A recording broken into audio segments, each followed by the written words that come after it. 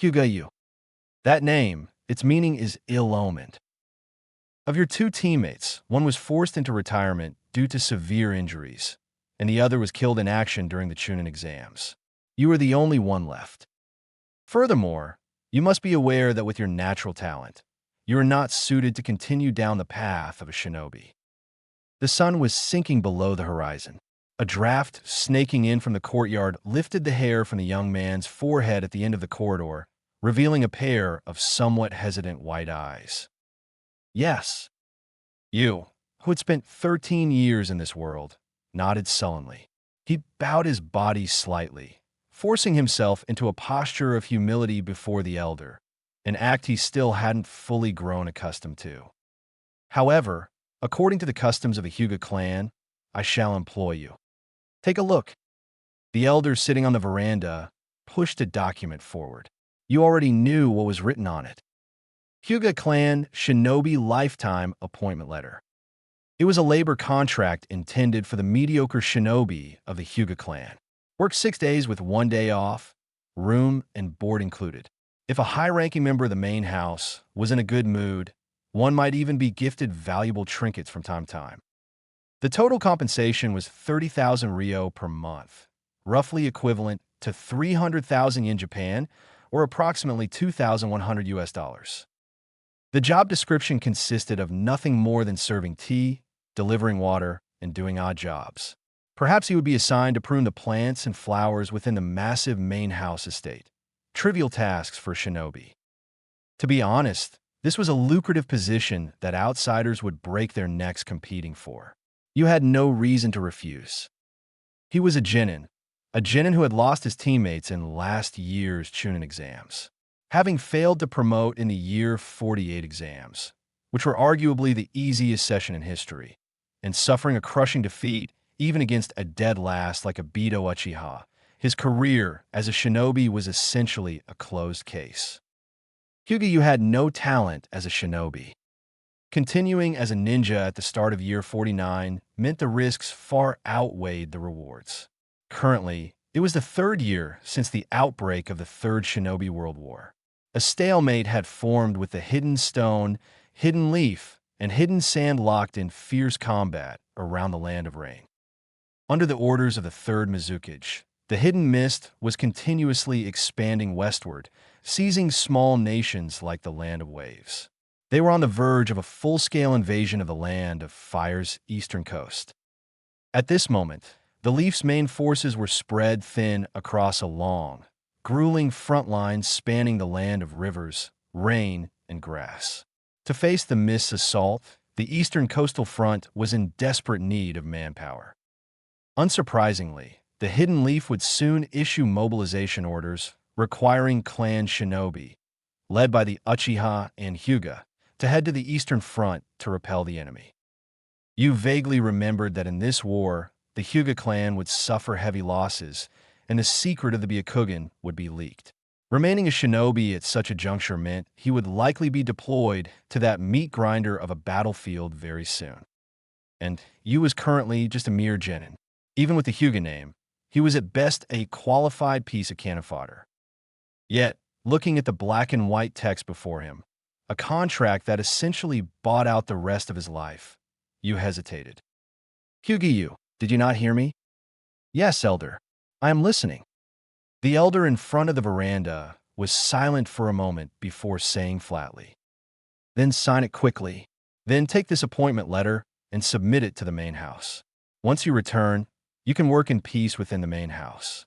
Also, you need to fix that habit of yours, that stiff back that refuses to bend. Your parents saved my life. I will not hold it against you. But if you show such disrespect before the main house, do you wish to taste the caged bird curse again?" You suddenly pushed the appointment letter back. After a long silence, he spoke. "My apologies, Elder. Perhaps. I won't sign it." Dissatisfied with the compensation? No. The elder froze for a moment, then knit his brows and stared. Then what do you mean by that? It's nothing. I just feel that I might not be able to bend my back or stay on my knees. Watching you begin to stand up, the elder finally lost the last of his patience. He darkened his face and barked. Do you understand what you are rejecting? Hyuga, you have absolutely no talent as a shinobi. Even if you did, even if you became a chunin, a jonin, or an elite jonin, your situation would not change in the slightest. As a member of the branch house, for the sake of the clan's continuity, you were born to bow your head to the main house, to kneel to the main house, and to die for the main house. Just like your parents did. You bit his lip and asked in return, then what about the Hokage? What would happen if I became the Hokage? The elder suddenly laughed out of sheer anger. He looked at the ungrateful you, as if he were looking at some sort of joke. Then, he slowly raised his hand and formed the ram seal. In the next instant, you felt a surge of violent pain erupt from his forehead. It felt as though his skull was being crushed, about to spray red and white matter across the floor. Submerged in this agony, you instantly lost all ability to resist.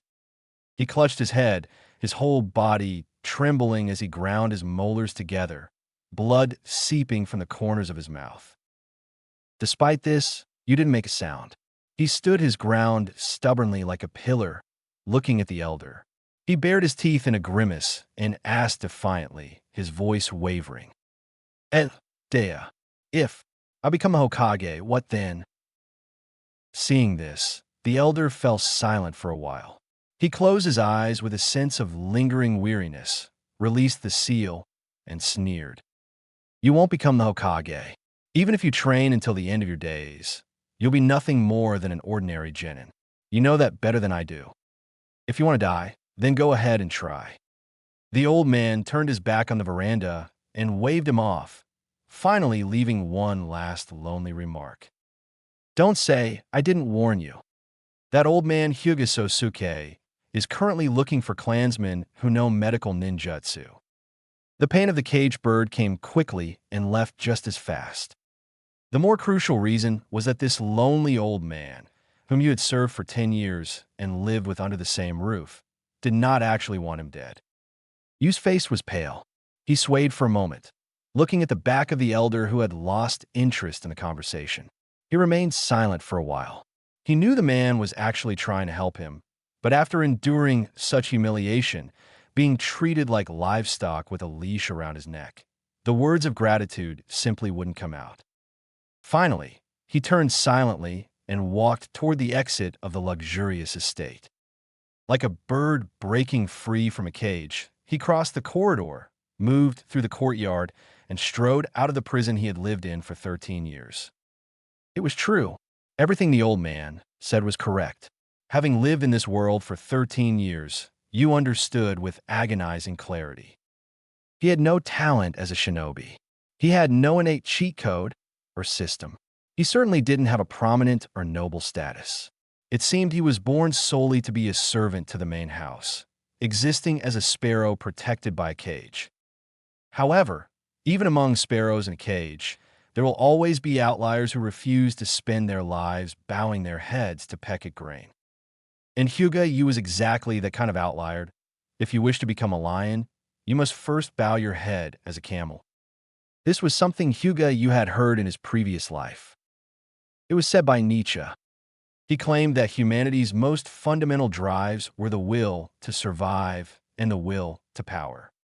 Built upon these, all social discipline, moral predicaments, and the oppression suffered by slaves were nothing but illusions.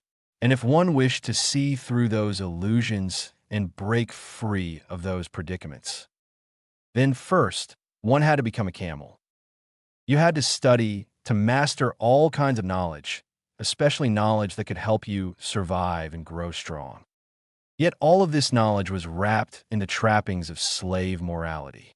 It told you how you should. And at that stage, you were nothing more than a pitiful camel, a slave to knowledge. You carried it on your back, unable to use it. Instead, it became your shackles. Hyuga, you had already been a camel for 13 years.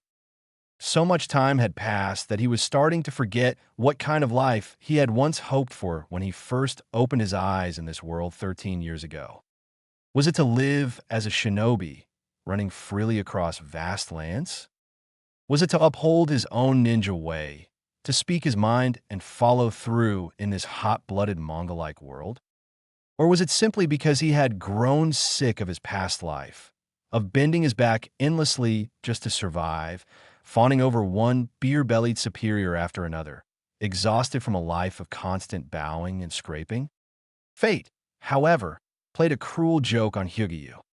When he awoke from a drunken, hazy dream, he did indeed arrive in this world full of passion, friendship, and bonds, only to become a member of the Hyuga branch family, the very opposite of hot-blooded. Lionkin, hey Lionkun, what are you thinking about? The clear, lively voice snapped Hyuga out of his thoughts. Through his lingering days, he saw a very pretty young girl, around 12 or 13 years old. She wore a neatly tailored gray kimono, with a pristine white maid outfit layered over it. The straps were decorated with petal-like ruffles. At that moment, her fair, delicate hand waved in front of Hyuga-Yu's face. Following that motion, his gaze fell upon her features.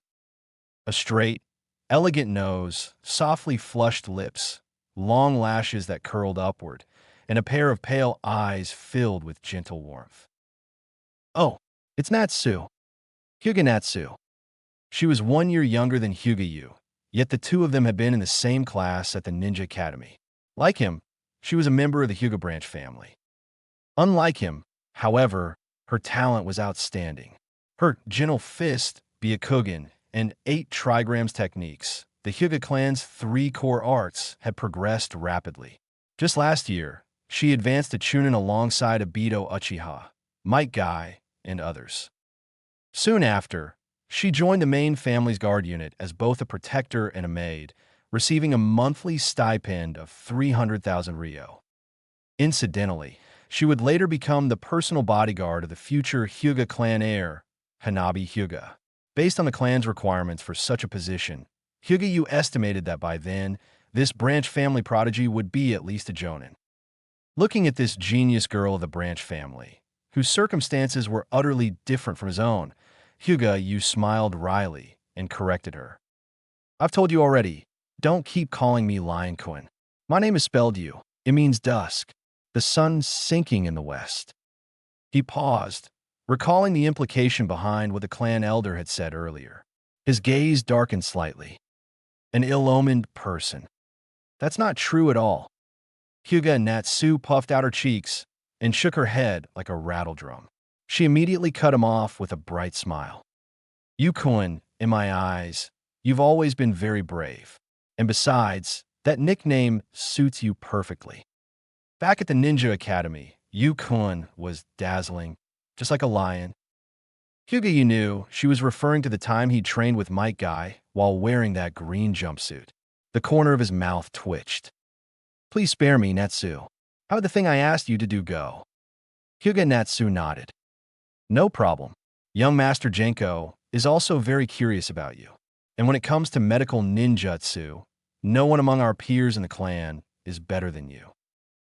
Hyuga Genko. He was a member of a side branch connected to the main family. His father was Hyuga Sosuke, the elder who had delivered the message, and his cousins were Hayashi Hyuga and Hisashi Hyuga of the main family. Hyuga had come this time to join young Master Genko's guard unit as a medical nin. After refusing the commission letter from the clan elders, as a registered Konoha shinobi and a clan ninja of the Hyuga would, barring any surprises, soon receive orders transferring him to the Reconnaissance Division and onto the battlefield of the Third Shinobi World War. Of course, even if you were just cannon fodder, there were still different ways to be thrown into the grinder.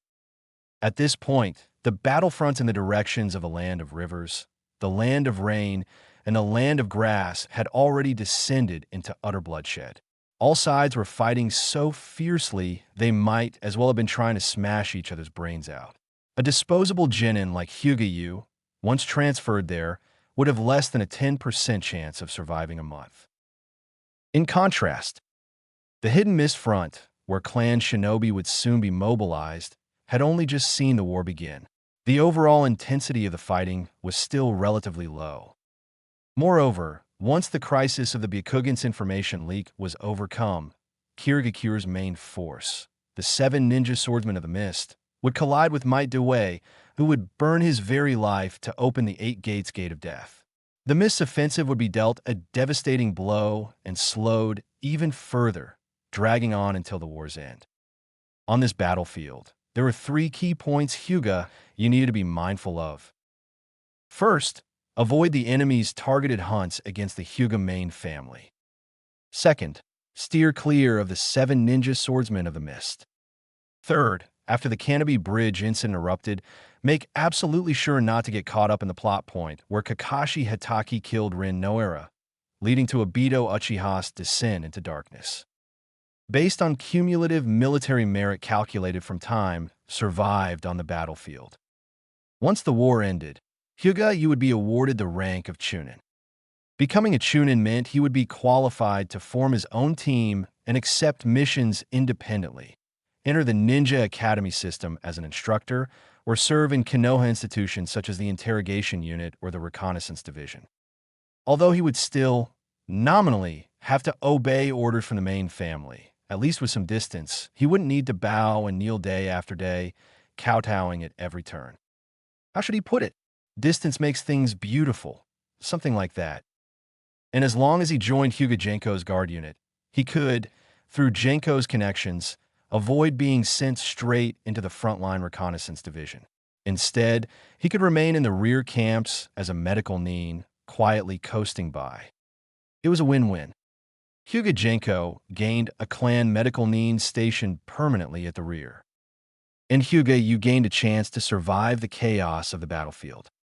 As for everything else, the fate of that main family heir who had drawn the attention of Kirigakuru's hunter nin, the fate of Might Dewey, who would clash with the 7 ninja swordsmen of the mist, the fate of his academy classmate Rin Noara, Obito Uchiha's fall into darkness.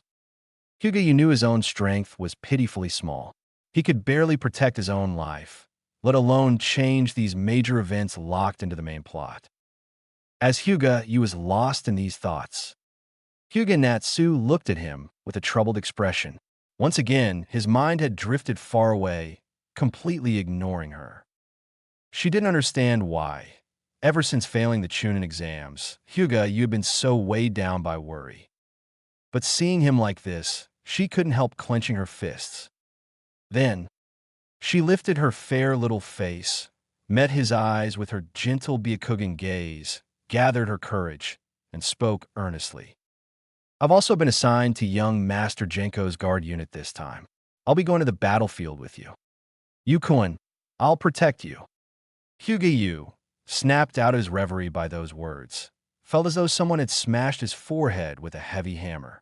He jolted fully awake. His eyes widened as he stared at the girl before him. His throat suddenly went unbearably dry. Wait, Natsu, what did you just say? I said I'll protect you. By now, Hyuga you had long since abandoned any fantasies of waking up with the Tensigen like some fanfiction protagonist, breaking the shackles of the caged bird curse, launching a coup d'etat, rewriting the Hyuga clan's contradictory laws, marrying a Busta Tsunade, and ascending to the throne of Hokage. 13 years inside the Hyuga clan had long since shown him the reality that differed from those fantasies. To be honest, apart from the few things about being forced to serve the main house, acting like a beast of burden, kowtowing and genuflecting, giving headlong obeisance, doing 90-degree bows, and loudly chanting ridiculous phrases, which grated on him, the clan's material provisions really were without fault. They provided food and lodging, the village's orphan subsidy, the clan's secondary stipend, the elders' private third payment. None of them had ever been late, even a single day. After adulthood, they allocated housing, and the clan policy even included assigning wives. Besides the insanely expensive ninja scrolls, tools, and the instruction from high-level shinobi, which were naturally hard to obtain, the branch family's lives from cradle to grave were laid out and taken care of down to the smallest detail. That was the real reason the Hyuga's main branch versus branch system had persisted. The clan was genuinely wealthy, and they were willing to spend it.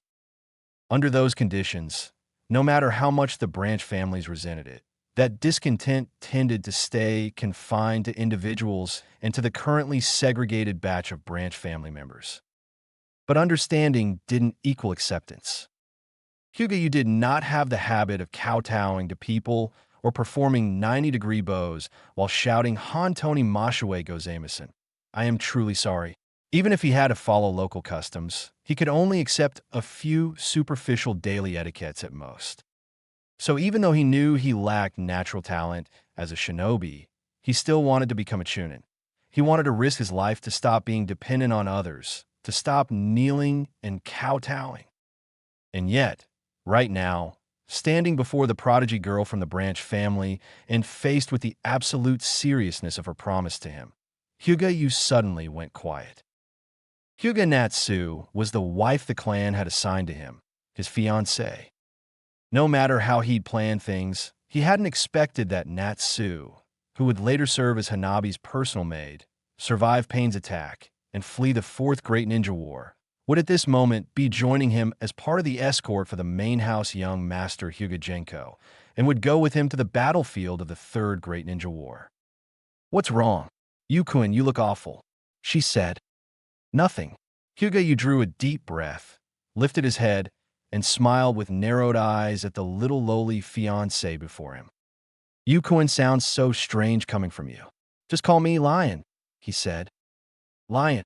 Hyuga Natsu couldn't help a small snore of laughter. "If I call you that, it feels like I'm giggling." Hyuga suddenly said, "I will protect you." Natsu froze at that, looked up, her long, curled lashes fluttering. A faint flush rose to her face. "What did you say?" "Let's go, Natsu. Please take me to see young Master Genko." Half an hour later, Hyuga found himself in the reception room of the main house, facing the unlucky young master who would one day have his Byakugan stolen by Kirigakure. The main house young master, Hyuga Genko, appeared very young, around 18, dressed in a white kimono and with the standard Hyuga features: black hair, pale eyes, handsome features. Apart from the smooth forehead without a forehead protector, he looked like an adult version of Niji Hyuga. "Here, Hyuga," Genko said, holding a printed resume and making his appraisal of the boy sitting square-backed opposite him. "I've heard of you," he added. "You were a little one-sided in your academy grades?" he asked. "Yes." Hyuga nodded. "In academics, you scored full marks in math, chemistry, and physics, and zeros in everything else. For ninja basics, apart from full marks in basic swordsmanship, you barely passed tool throwing, taijutsu, and body replacement technique. The rest you failed outright." Hyuga Genko flipped through the resume and asked, "Why such a skewed profile?" Hyuga answered immediately, "Because I trained taijutsu with the Might Guy father and son, and I also went to Konoha Hospital to learn the basics of medical ninjutsu." Genko frowned slightly, then asked again, "Why train under the Might Guy family for Konoha's strong fist? Isn't the clan's gentle fist stronger than that inferior taijutsu?"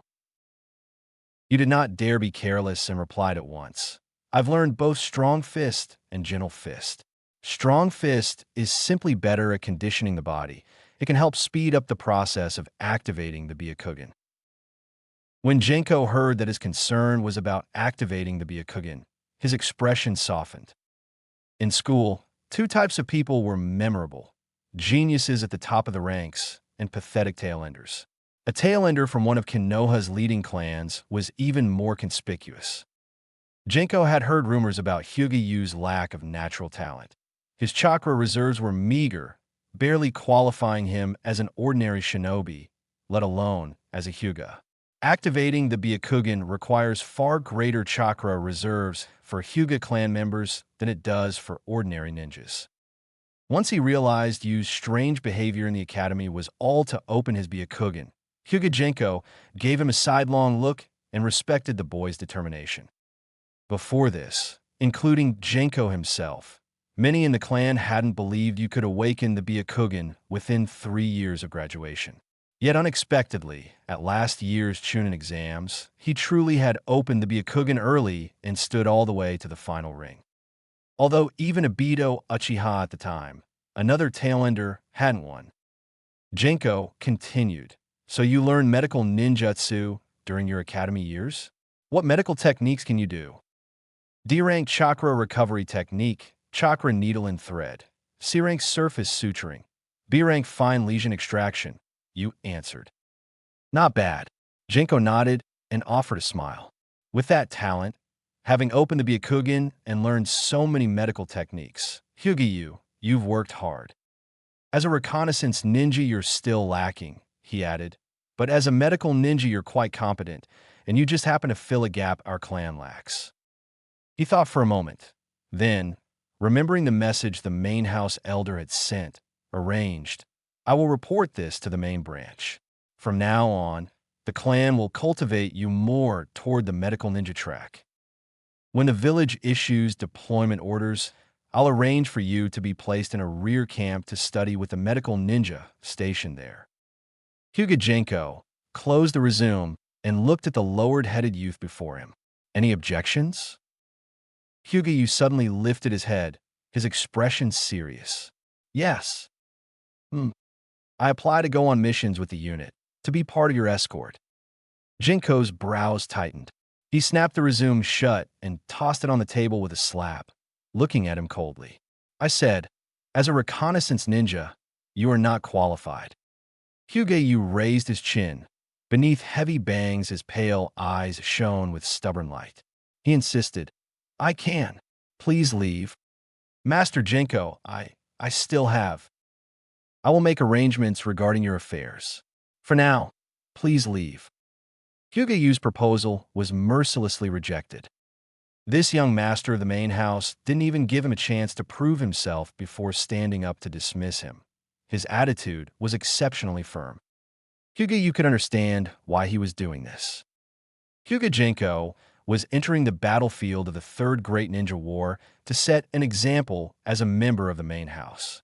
His goal was to bridge the rift that had formed between the main and branch houses years ago after Hyuga Hisashi was demoted to the branch house.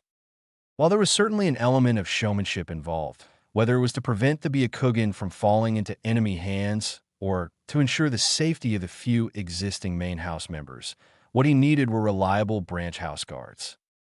Hyuga was merely a genin who couldn't even perform the gentle fist, 8 trigrams, 32 palms.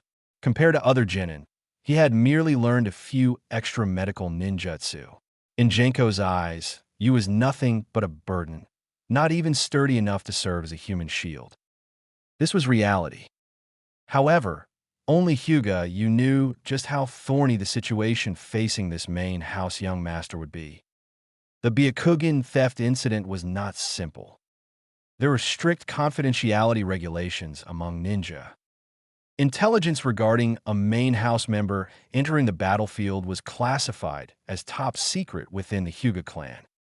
Hyuga knew because a main house elder had indirectly informed him, while Hyuga Natsu knew the details only because she had been assigned to the escort squad herself. Furthermore, it was certain that main house members were safe within Konoha village and at the frontline camps. After all, the main house only needed to show their stance. Naturally, they wouldn't actually execute overly dangerous missions. Once they arrived at the frontline camp, the main house members would be heavily protected. Therefore, the only opportunity for the enemy to strike was during the few days the main house squad spent traveling from Konoha to the Allied frontline camp. And this meant the intelligence that the main house was about to enter the battlefield had, in reality, already been leaked. This was a premeditated hunt targeting the Byakugan. The hunters in the open were the Mist Umbu, led by Ao of the Hidden Mist, while the hunters in the shadows were inside the village. Hyuga didn't quite understand why intelligence of this level would leak, nor did he want to guess. But now that the path to directly joining Hyuga Genko's escort squad was blocked, according to confidentiality regulations, as one of the insiders, his departure from the village would likely be staggered from the main house squads, delaying his exit. If he couldn't move with the squad, He couldn't protect Hyuga Natsu up close, nor could he avoid the missed ambush by influencing the squad's route. Even more troublesome was that he wouldn't even know which route the main house squad was taking. At that moment, standing outside the main house mansion, Hyuga stood with a dark expression, thinking for a while. Suddenly, he turned around without hesitation and headed toward the Fire Country Bank branch within Konoha Village. The Fire Country Bank was built right next to the Hokage residence. This was convenient for Konoha ninja to walk a few steps and deposit their money after completing missions and earning their remuneration. The 5 great nations of the ninja world each had different currencies. The Land of Fire used a coin with the Fire Daimyo's head on the front and the Konoha Village symbol on the back. Additionally, there was a universal currency relying on the banking industry that allowed for circulation. At this time, Hyuga walked straight to a counter. "Hello, I would like a loan." "A loan?" The young female teller behind the counter paused, then reminded him. "It is currently wartime. Our bank is temporarily not accepting unsecured loans for ninja." "Understood." Hyuga nodded. He untied the small, tightly bound bag clenched in his hand and took out documents one by one, handing them over. "This is my property deed, ninja identification, and passbook." "Hyuga, you're a member of the Hyuga clan." "Yes, this is the house left by my parents. The current market value is 1.32 million Ryo. I want a loan of 1 million Ryo." "One moment." The teller took the materials, buried her head in calculations using the calculator beside her for a while, and soon looked up with a slightly apologetic expression. "Because Iwagakure occupied Canopy Bridge recently, the safety assessment value for the Fire Country's borders has decreased.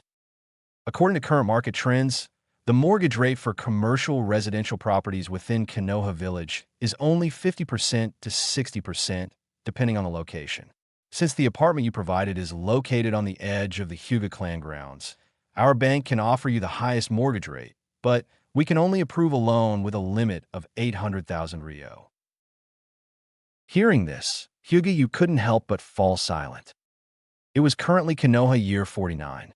The situation on the Rain Country front was anxious, and the overall war situation was unfavorable for Konoha.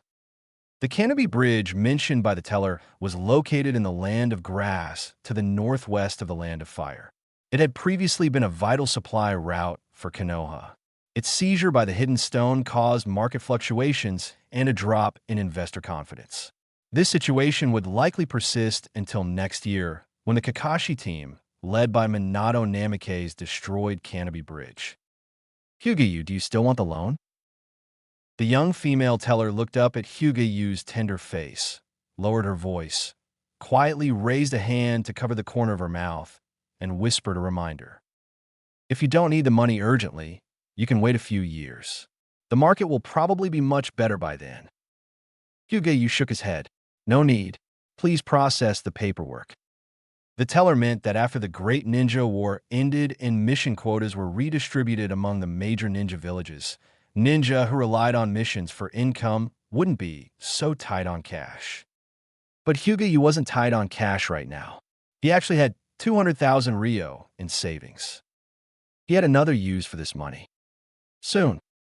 Current deposit, 1 million Ryo. Looking at the balance displayed on the passbook, Hyuga took a deep breath, closed the passbook, walked out of the bank, turned, and entered the Hokage residence next door.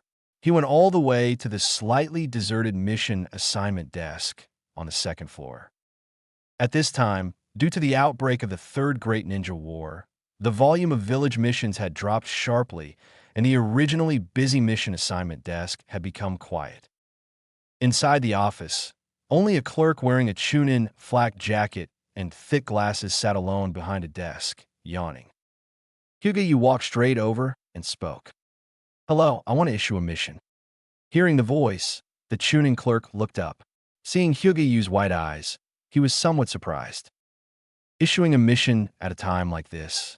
Huh, are you a ninja of the Hyuga clan?" "Correct. What rank of mission do you want to issue?" "S rank." The clerk's eyes widened slightly. S rank? Are you sure? The minimum remuneration for a mission of that level is 1 million Ryo. Hyuga, you slammed the passbook onto the table, opened it, and showed the number to the other party. The Chunin clerk took the passbook and glanced at it. The expression on his face became visibly attentive. He hurriedly took out a scroll, paper, and pen from the desk and asked impatiently, "What is the content of the mission you wish to issue?" Hyuga, you said in a deep voice, "I'm looking for ninjutsu.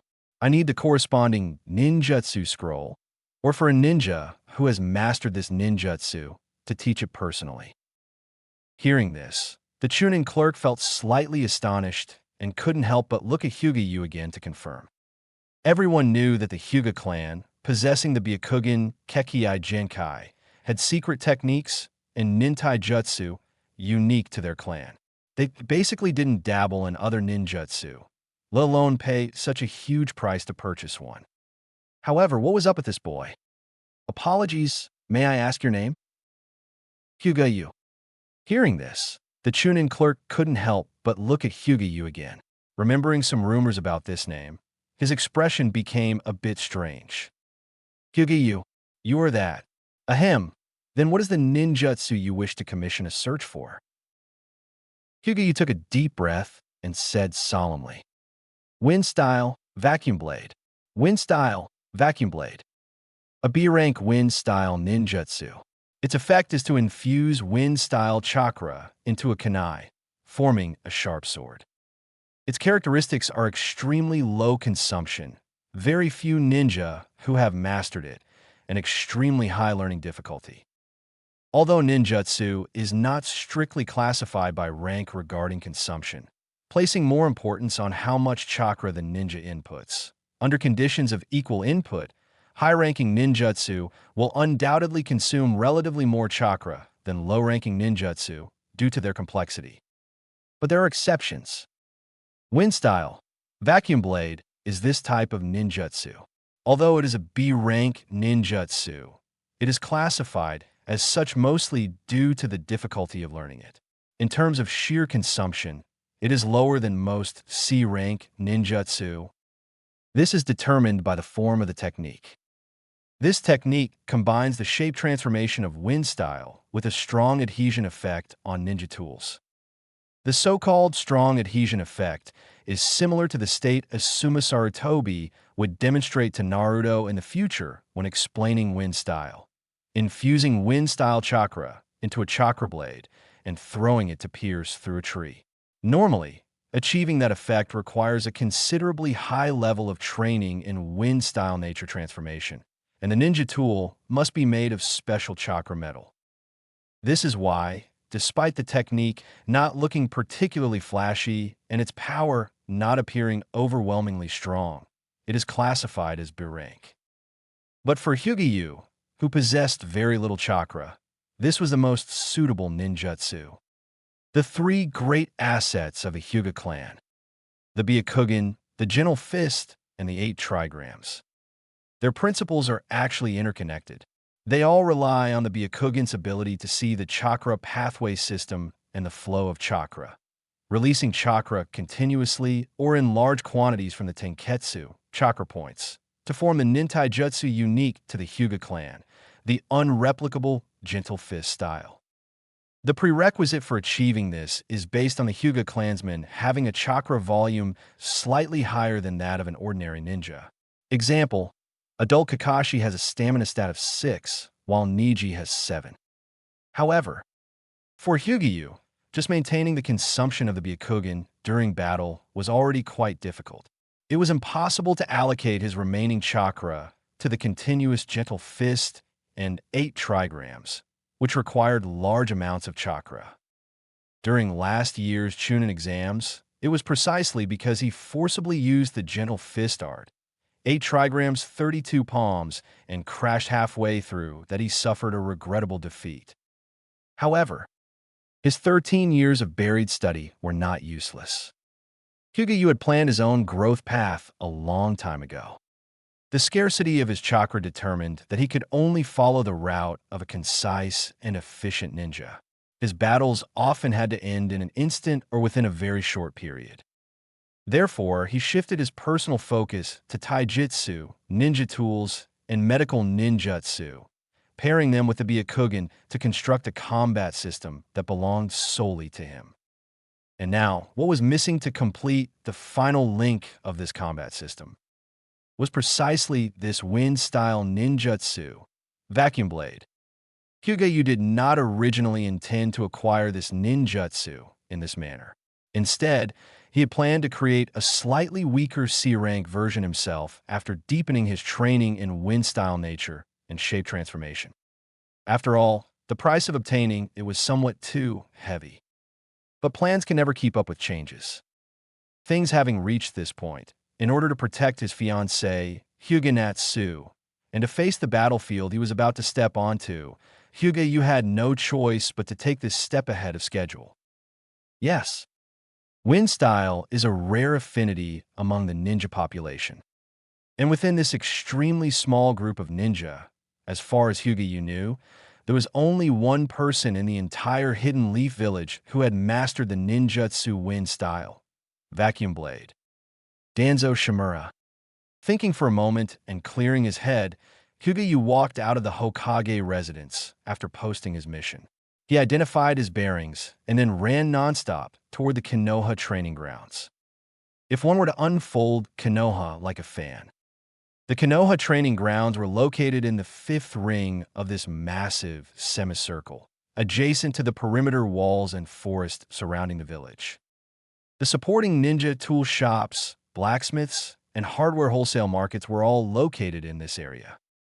It would take some time for the intelligence regarding the S-rank mission Hyuga had posted to firm it and be passed into the hands of various factions. P.S. It does not essentially reach the level of S-rank. Normally, it would be listed as an A-rank mission, but since this is a special period, it has been exceptionally listed as S-rank for various reasons. Taking advantage of this time, Hyuga arrived in this area to pick up a secret weapon he had been preparing for a long time.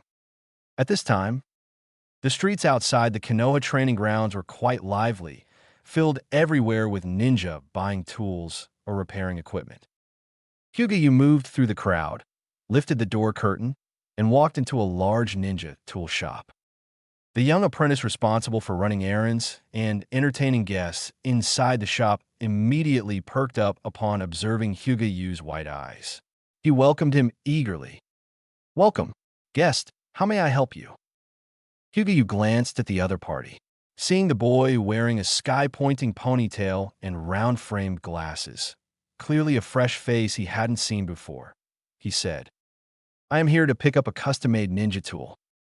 The apprentice immediately trotted to the counter, found a scroll recording custom tool orders, and flipped through several volumes. He couldn't find a surname, Hyuga, anywhere. He looked up somewhat consistently, his small face blushing as he asked, "Guest, may I ask when you placed the order?" "Not that book." Hyuga shook his head and pointed to a scroll pressed at the very bottom of the counter. "Look there. 8 years ago, a Ninja Academy student named Hyuga ordered a ninja tool at this shop." 8 years ago. Hearing this, the apprentice was stunned. 8 years ago, he hadn't even been born yet, and this Hyuga youth before him was probably only 6 or 7 years old back then, right? What kind of ninja tool takes 8 whole years to forge? And how much effect could a tool forged for a 6 or 7-year-old child 8 years ago still have now? Please wait a moment. Realizing this was a major matter, the apprentice didn't dare to neglect it and hurriedly began to search. Just then, a rough voice came from the backyard blacksmith workshop. "Shoseki, what are you doing dilly-dallying? Where's the ear I asked you to get?" "Yes." The apprentice called Shoseki looked up immediately upon hearing the voice. "Teacher Io, I'm coming right now." "Too slow. Too slow. Also, haven't you eaten? Give me a bit more spirit. How can such a weak voice forge powerful ninja tools?" As the voice rang out, a black-haired old man with a Mediterranean-style balding head poked his head out from behind the curtain of the inner room. Upon seeing Hyuga standing in the shop, Io blinked. He felt like he had seen this youth somewhere before, but the image didn't seem to match up perfectly. This young brother looks so familiar. Seeing him, Hyuga Yu immediately smiled faintly and greeted him. Master Io, it has been a long time. Io. This man was Konoha's premier ninja tool artisan. 8 years ago, Hyuga Yu had spent 100,000 Ryo to commission him to forge a unique ninja tool. Oh, I remember now. You're that kid from the Hyuga family. I watched your matches during the Chunin exams last year. Your ninja tool techniques were brilliant. It's just a pity. Io finally recognized Hyuga Yu and showed a look of realization.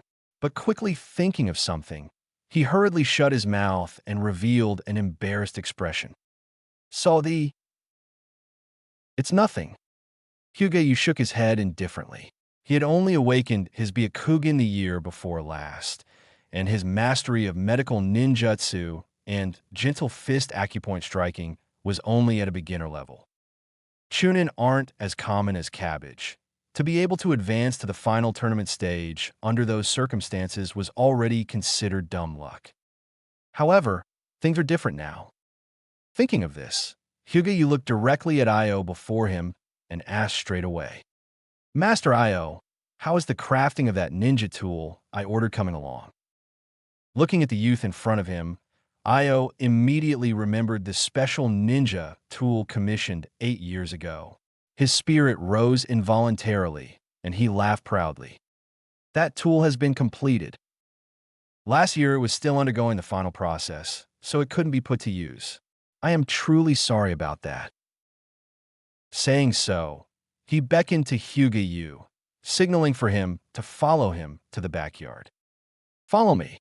It definitely won't disappoint you. Following Io, Hyuga Yu quickly passed through the workshop in the backyard used for forging ninja tools and arrived at the showroom where the master kept his collection.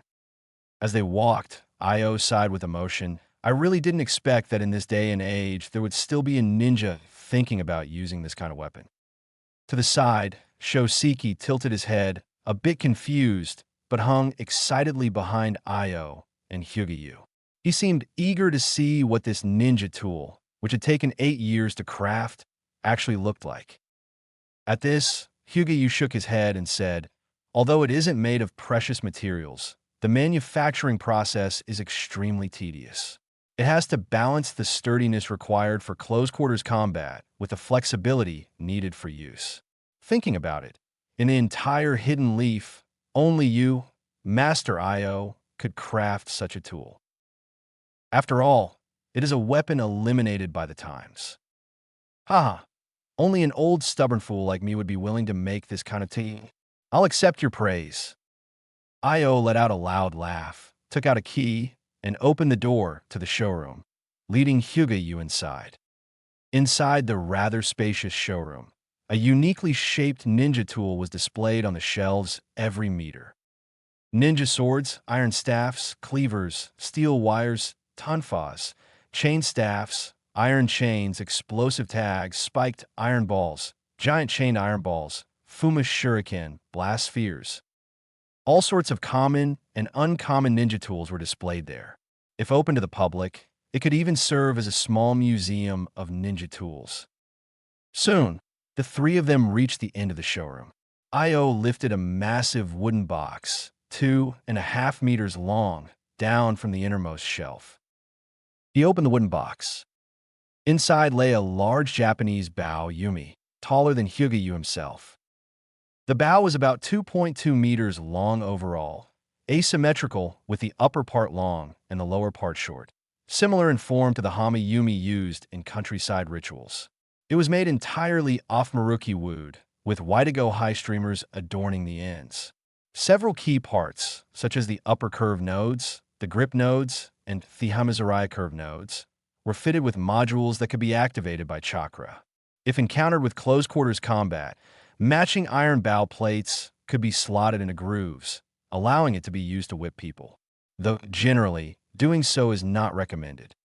Io took out the bow and proudly showed his apprentice Shoseki the 4 characters for crafted by Io inscribed on the limb. He then looked at Hyuga and explained, "This bow has a draw weight of 150 pounds. The effective range is within 150 meters, with a maximum limit of 300 meters. It isn't heavy, but it is very long, making it quite troublesome to carry. Furthermore, it can only use hemp strings.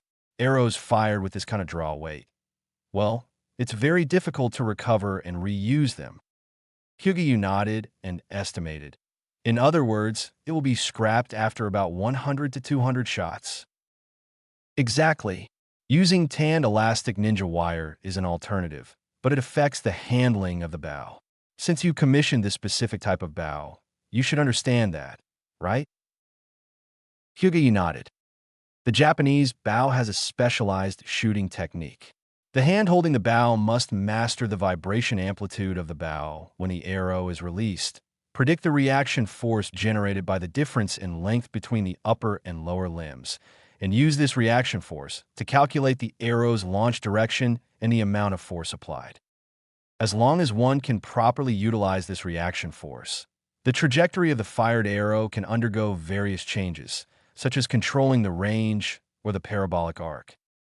Therefore, only specially made hemp strings can be used.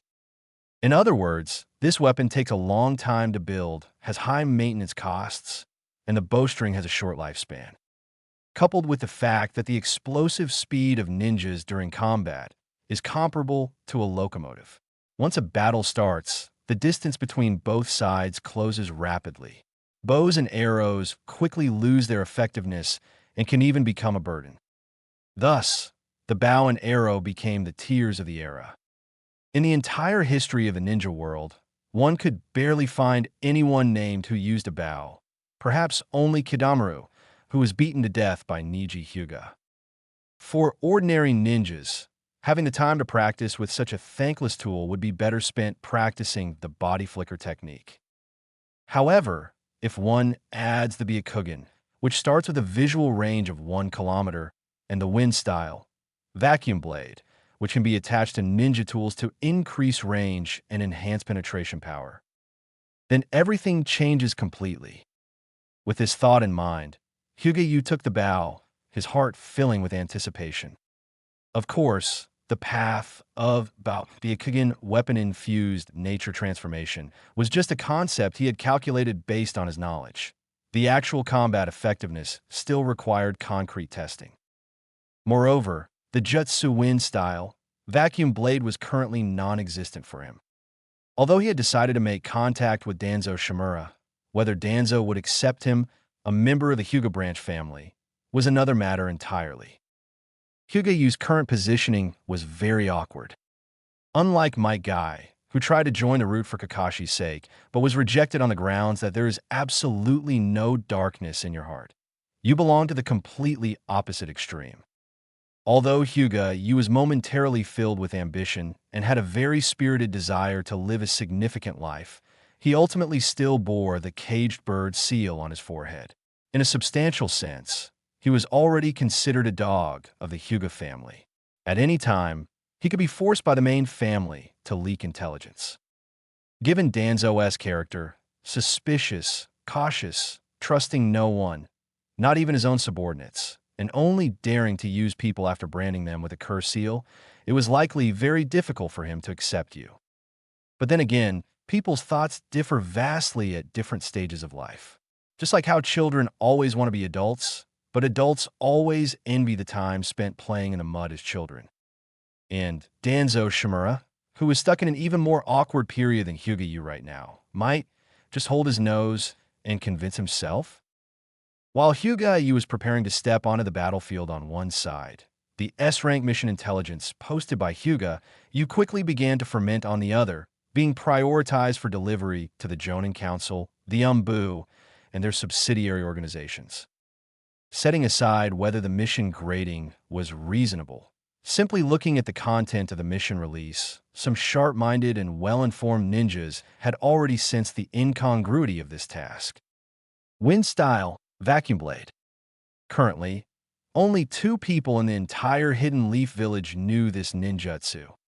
One was the 3rd Hokage, Uruzan Surtobi, known as the Professor of Ninjutsu, who had mastered over 1,000 techniques.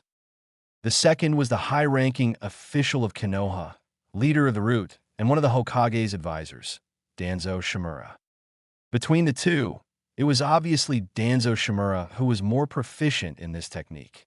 Or rather, this was precisely the secret wind-style ninjutsu of the Shimura clan. Similar ninjutsu existed, of course, such as the Shirakumo clan's hereditary wind style, vacuum sword, the wind style, shuriken techniques mastered by some small ninja clans, or the Sarutobi clan's wind style, verdant mountain gale, all of which possess similar effects. But this mission specifically named and required wind style, vacuum blade. What this implied inevitably led some people to indulge in wild fantasies. However, before the intelligence could spread to a wider range, and just as the mission delegation process reached the Hokage's desk, the few ninjas paying attention to the matter were stunned to discover the mission had been taken down. And very quickly, all documents related to the mission process, recorded files, and even the intelligence regarding the employer Hyuga Yu's appearance at the Hokage residence were wiped clean. It was as if this mission had never existed. Elsewhere, deep underground in Konoha, in a bottomless chasm, a steel bridge connected the abyss's rocky walls to the four cardinal directions. In the center stood a steel tower built into the earth, resembling a water intake tower at a dam. This was the organization known as the Hidden Leaf Umbu Training Division. Root. At this moment, inside an office located within the high-level quarters of the underground tower, two figures stood before a floor-to-ceiling window overlooking the darkness. One was an old man with spiky black hair, neat sideburns, and bandages wrapping his head and right eye. His face was gloomy and heavily wrinkled. He was currently reading an unfurled scroll. When his gaze fell upon the glaring word Hyuga in the employer column, he couldn't help but frown slightly. This man was none other than the leader of Root, the man known as the darkness of the ninja world, Danzo Shimura. And the scroll in his hand was the very mission commission form that Hyuga Yu had signed in the Hokage residence not long ago. Hyuga Yu, this old man remembers. This brat was already on the observation list. Danzo glanced at Ryoma Aburame, who stood to the side, his entire body shrouded in a hooded cloak and wearing black sunglasses. Danzo commented indifferently. Born of humble origins, harboring resentment in his heart. It is a pity, however, that he is merely a sparrow with mediocre aptitude. Beside him, Ryoma Aburame nodded. Indeed, the Chunin exams have already proven that his potential is nothing special. But if you ask why, the reason is that now this sparrow has come to us on his own initiative. He seems to have sensed our surveillance of him, and furthermore, he proactively proposed conditions to you. Oomph. Danzo couldn't help but sneer, his laughter cold and sinister. Since becoming the Hokage's assistant and establishing Root, people had avoided him as if he were a scorpion or a viper for so many years, wishing they could stay 3 miles away. This was the first time he had encountered such a bull brat. How should we handle this? Ryoma Aburame also felt a bit surprised. He reached out a finger to adjust his sunglasses and said, "The strategic significance of the Byakugan is major. Even if this brat is just a mediocre Hyuga branch house genin, he possesses considerable value to us." It is just that. Ryoma Aburame's words came to an abrupt halt, and Danzo Shimura understood the implication behind his words. The caged bird cur seal remained an unavoidable issue. A member of the Hyuga branch house branded with the caged bird was, in a practical sense, a slave to the main house. Everything about the branch house, intelligence, bonds, wealth, power, status, all of it was controlled by the main house, to be taken or given at their whim. Under such circumstances, if Root were to recruit Hyuga Yu, even branding him with the cursed tongue eradication seal would make it difficult to ensure that intelligence would not leak. And for Shinobi, especially for the countless root shinobi lurking in the shadows cast by the giant tree that was Konoha. Intelligence was life. Danzo couldn't help but furrow his brow, pinching his chin as he fell into thought. At this time, Danzo Shimura and the root organization he commanded were in a period of rapid expansion in strength. Due to two successive Great Ninja Wars, Danzo had used the excuse of making up for flaws in the intelligence system to obtain special privileges from the third Hokage, Hiruzen Sarutobi. He was granted the authority to act as he saw fit and to recruit a large number of personnel independent of the standard Umbu. Currently, the number of shinobi and root, both on the surface and hidden, actually exceeded that of the Umbu directly under the Hokage. However, such a massive organization had an extremely significant flaw: a singular structure. Or to put it more bluntly, there were too few powerhouses. Those who could be called powerhouses were only Danzo Shimura, Ryoma Aburame, and Orochimaru of the Sannin, who listened to orders but not propaganda. The personnel below the high command were basically composed of civilian shinobi absorbed from the Umbu and the Ninja Academy. The future elites with unique characteristics, Kakashi Hitaki, Tenzo, Fuyamanaka, Tori Aburame, Shin, Sai, and others, were either not born yet, currently under the command of the third Hokage, or still soaking in Orochimaru's laboratories. To solve this problem, Danzo Shimura had already proposed to the third Hokage that he recruit qualified children from the various major clans of Konoha for training. The third Hokage had agreed to this point, but with a smile, he required Danzo himself to negotiate with the various clans. Clearly, the major clans of Konoha did not approve of Root's ideology, nor were they willing to hand over their own children to Danzo to be brainwashed into unfeeling tools who disowned their own families. Every one of them guarded against Danzo Shimura like they were guarding against a thief. Danzo had visited their homes several times. The results were either having the door slammed in his face, the clan head claiming to be out on business, or the eligible children in the clan suddenly contracting incurable diseases that made them unable to serve Elder Danzo. Even the relatively close Aburame clan used the excuse that there were no children with suitable aptitude in the current generation to decline Danzo. The current Danzo did not lack cannon fodder, spies, or grassroots shinobi. What he wanted were elite shinobi capable of standing on their own. He wanted what ordinary people considered geniuses. Or rather, Danzo Shimura, who aimed for the position of Hokage, wanted elites who could directly rival the specifications of the Hokage guard platoon. Hyuga, who was just a large piece of cannon fodder, obviously did not meet this criterion. But if used as a stepping stone, this brat barely qualifies. Danzo mused to himself, then turned his head to make a decision. He took out a cyan scroll stamped with the Shimura clan crest from his robes and tossed it to Ryoma Aburame, speaking expressionlessly. Absorb that brat as a root peripheral member. Peripheral member? Ryoma Aburame couldn't help but pause, a strange look appearing on his face hidden beneath the hood. Danzo stared indifferently at Ryoma Aburame and said, "Do not reveal any intelligence to him. Do not let him participate in any missions regarding Root's operations, and do not give him any training regarding Root's plans." Speaking up to this point, Danzo paused, his tone turning slightly colder. But utilize that pair of eyes. Make him offer up everything to water the roots of Konoha. With that said, Danzo Shimura turned and returned to his desk to sit down, continuing to deal with the mountain of intelligence files and the majority of the tedious official documents that Hiruzen Sarutobi had thrown his way. The incident with Hyuga was nothing more than a small interlude for Danzo, who had aspirations for the Hokage seat. This method of handling, it was merely a fleeting thought that had occurred to Danzo by chance. Perhaps it would be useful, perhaps useless. But since the decision was made, Danzo would no longer care about the process, only the final result. The gap in status between the two sides was like a massive chasm. It was like flicking away a small bug that had crawled onto one sleeve. Hyuga used destiny began to turn.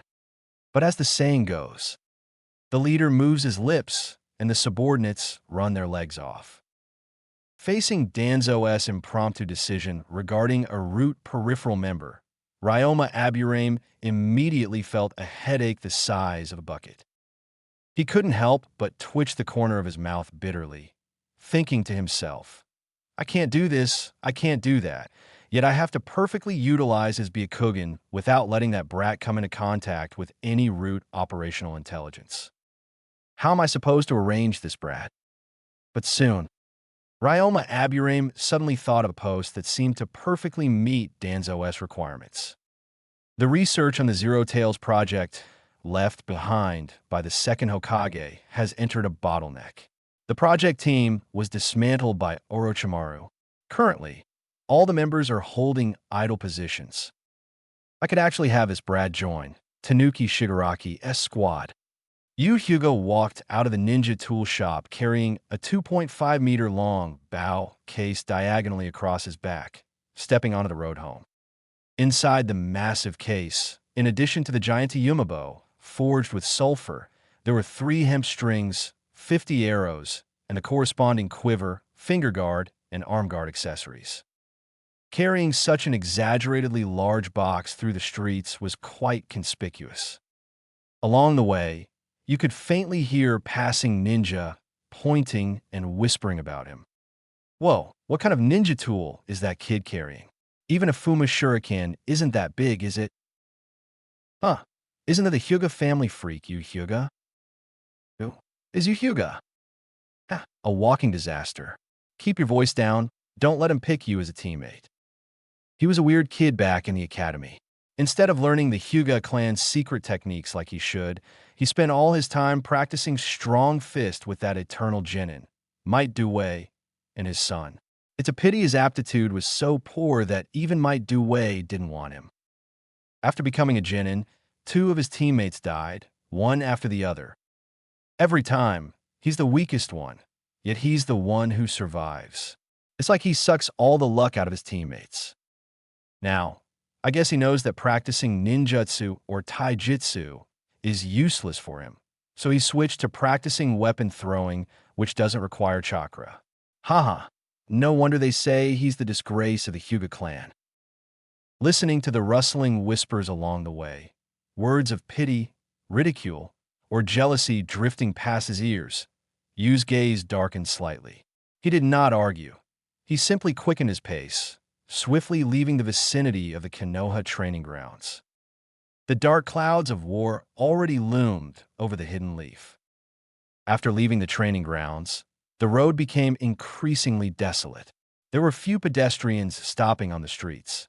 The scattered few villagers he brushed past all wore heavy expressions and walked in a hurry. Shops had ceased operations, and entertainment venues were closed.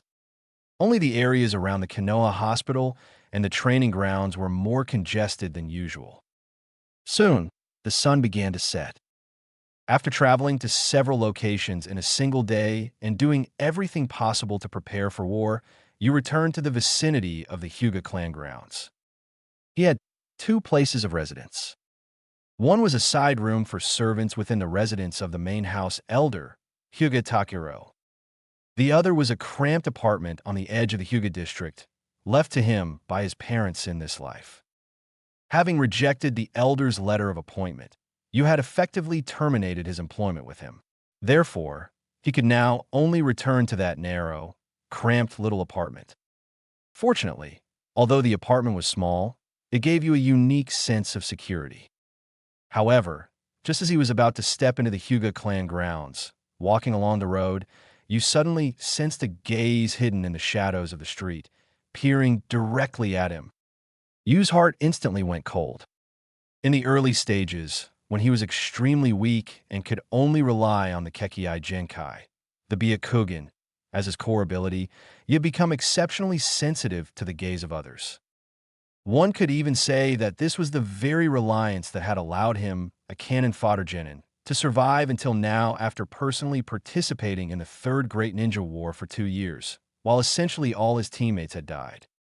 It was an extremely acute tactile sense regarding the abstract concept of a gaze.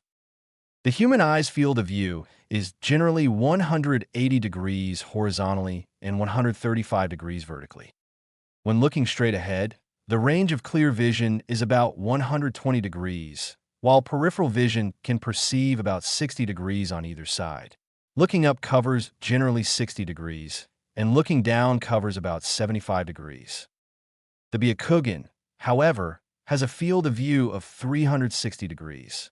Even for a branch house member like you, the field of view was 359 degrees. Moreover, this was a global vision that came with innate X-ray capabilities and a godlike perspective. This meant that, even standing behind an enemy, you could use his X-ray vision to see the rotation of the enemy's eyeballs, thereby judging which direction the enemy was looking. Theoretically, as long as he properly utilized this line of sight difference, you could stay constantly behind an enemy in close-quarters combat, achieving a unique invisibility effect. That's right, this was the invisibility jutsu created by the genius protagonist in prison in the movie 3, Iron. After mastering this ability and combining it with the standard 3-body technique used by ninja, Yu's survivability on the battlefield had instantly risen by more than just a single tier.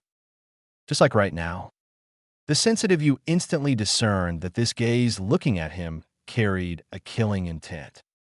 It was sinister and decisive, just like the gaze he had encountered on the battlefield, one devoid of personal emotion, a gaze that sought to strip away an enemy's life solely to complete a mission.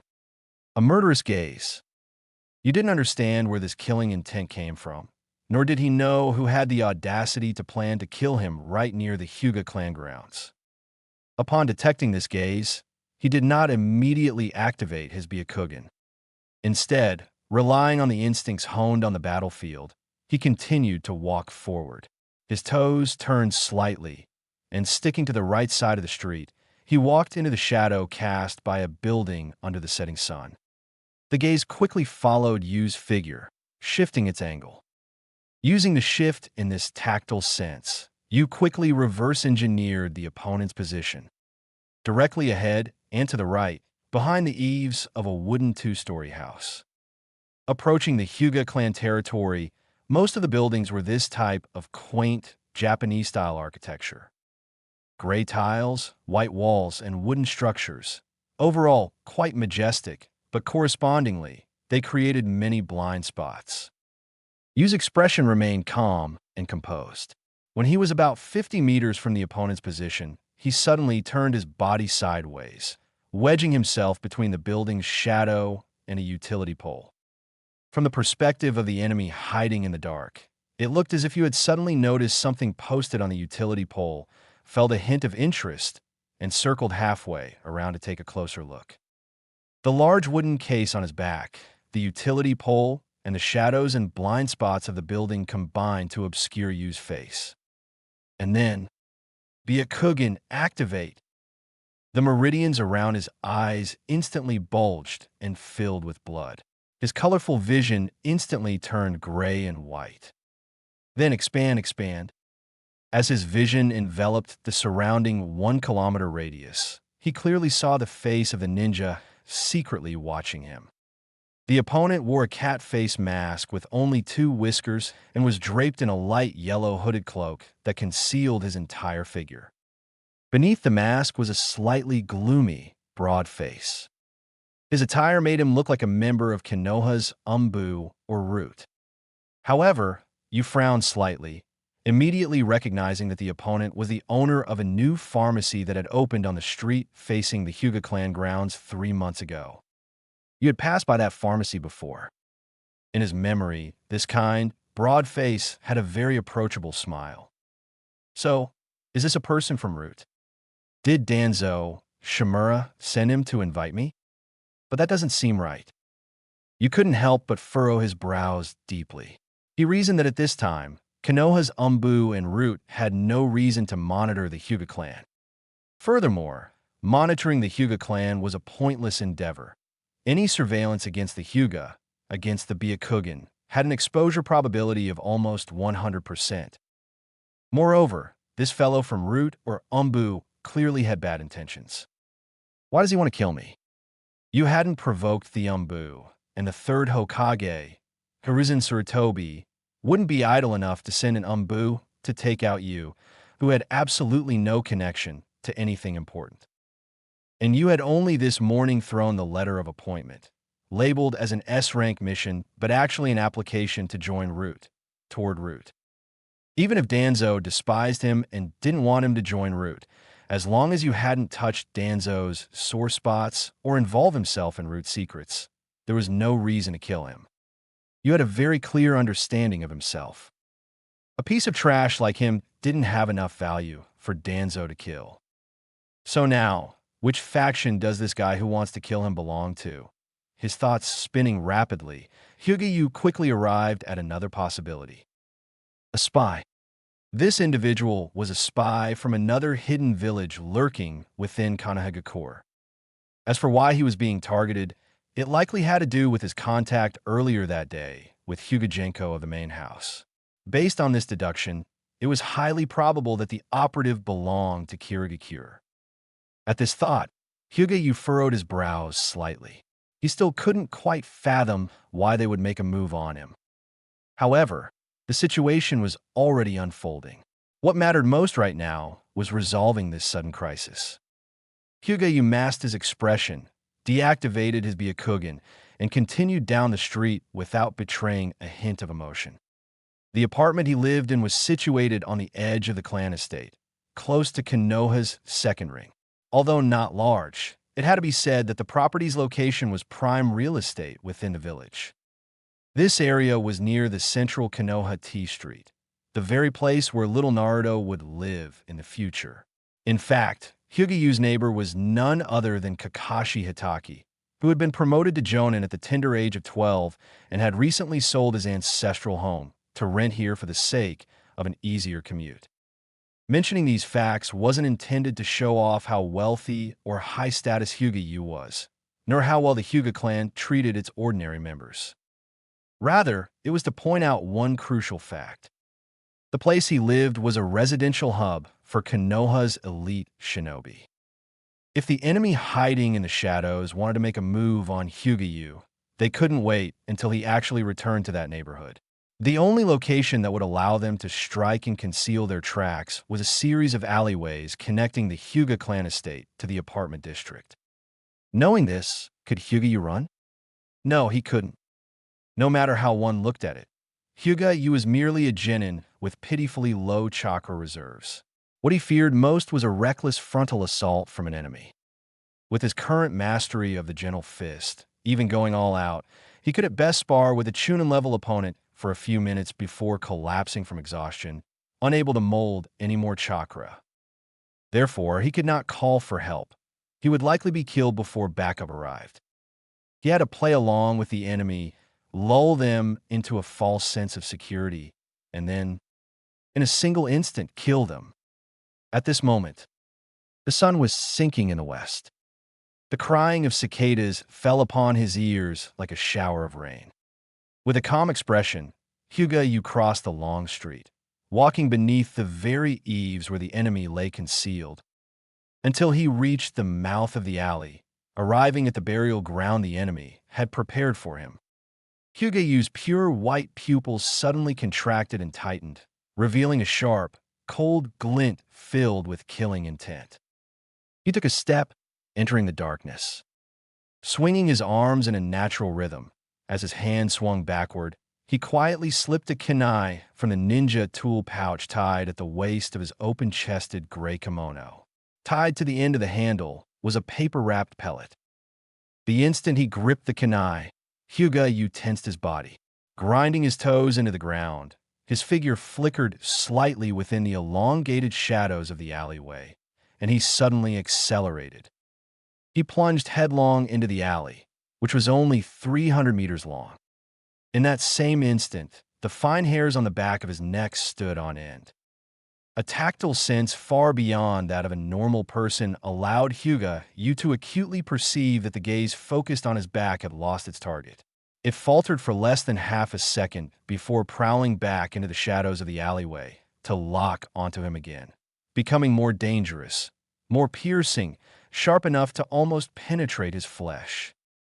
Whoosh! The sound of rushing wind erupted behind him. It was the sound of the enemy realizing something was amiss and using the body flicker technique to close the distance at high speed. Hyuga-Yu's eyes snapped wide open, veins bulging around his temples. Byakugan. The instant his expanded, omnidirectional vision captured the enemy in urgent pursuit behind him. Hyuga-Yu lowered his body, stopped abruptly, and rolled to the side. A broad-faced ninja dressed in umbu attire, wearing a cat-face mask with only 2 whiskers, was carried forward by the inertia of the body flicker technique. Brandishing a kunai that glinted with a cold light, he brushed past Hyuga-Yu, who was rolling on the ground. In that split second, he saw the boy crouching on the ground, looking up. He saw a pair of white eyes that were usually as dull as a camel's, but had instantly turned as ferocious as a lion's. Yajima Junito was an intelligence ninja. He belonged to the absolute lowest tier of the Kirigakure spy network infiltrating Kanahagakure. In layman's terms, it didn't matter if he was exposed. Or rather, he had been dispatched precisely to be exposed if necessary. A pawn to be sacrificed, paying with his life to help his single-line handler acquire intelligence or clear obstacles. At 10 a.m. today, he had received a mission. Disguise himself as a Konoha Umbu and kill a Hyuga branch house genin named Hyuga-Yu. Yajima Junito didn't know why his superior wanted to eliminate this Hyuga branch house genin, but he could make a rough guess. At 9 a.m., he had seen Hyuga-Yu walking out of the mansion of the main house elder, Hyuga Sosuke. This implied a very high probability that the target had made contact with Hyuga Genko, a main house member Yajima had been keeping under close surveillance. Combined with the subsequent intelligence provided in the mission briefing that Hyuga-Yu was a medical need, his superior had made a judgment. Hyuga-Yu's existence might impact Kirigakure's upcoming operations. Therefore, this variable had to be strangled in the cradle. As for what Kirigakure's upcoming operations were, why would such a weak Hyuga-Yu affect them? And wouldn't killing Hyuga-Yu right now alert the enemy, creating even larger variables for the mission? Yajima Junito had an inkling of the answers, but he could not know them. A ninja selected to be a spy couldn't be a fool, especially when Kanahagakure was home to the mind-reading Yamanaka clan. All he knew was that right here, right now, relying on his strength as a seasoned chunin, he had to eliminate a weak Hyuga branch house genin who hadn't even fully mastered his clan's secret techniques, and he had to do it without causing too much of a commotion. However, after reviewing the intelligence on the assassination target, Yajima Junito instinctively caught a whiff of something off about the target's meager service record. The record read as follows. Hyuga-Yu Genin. Missions completed. D rank 46, C rank 12. Strength assessment Genin. Kekiai Genkai. Byakugan activated, but has not mastered gentle fist art. 8 trigrams, 32 palms. Taijutsu, Ninjutsu, Jinjutsu, and Shurikenjutsu are all subpar.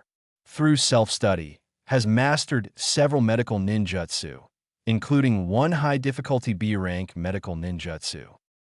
Konoha Year 46, graduated early from the academy.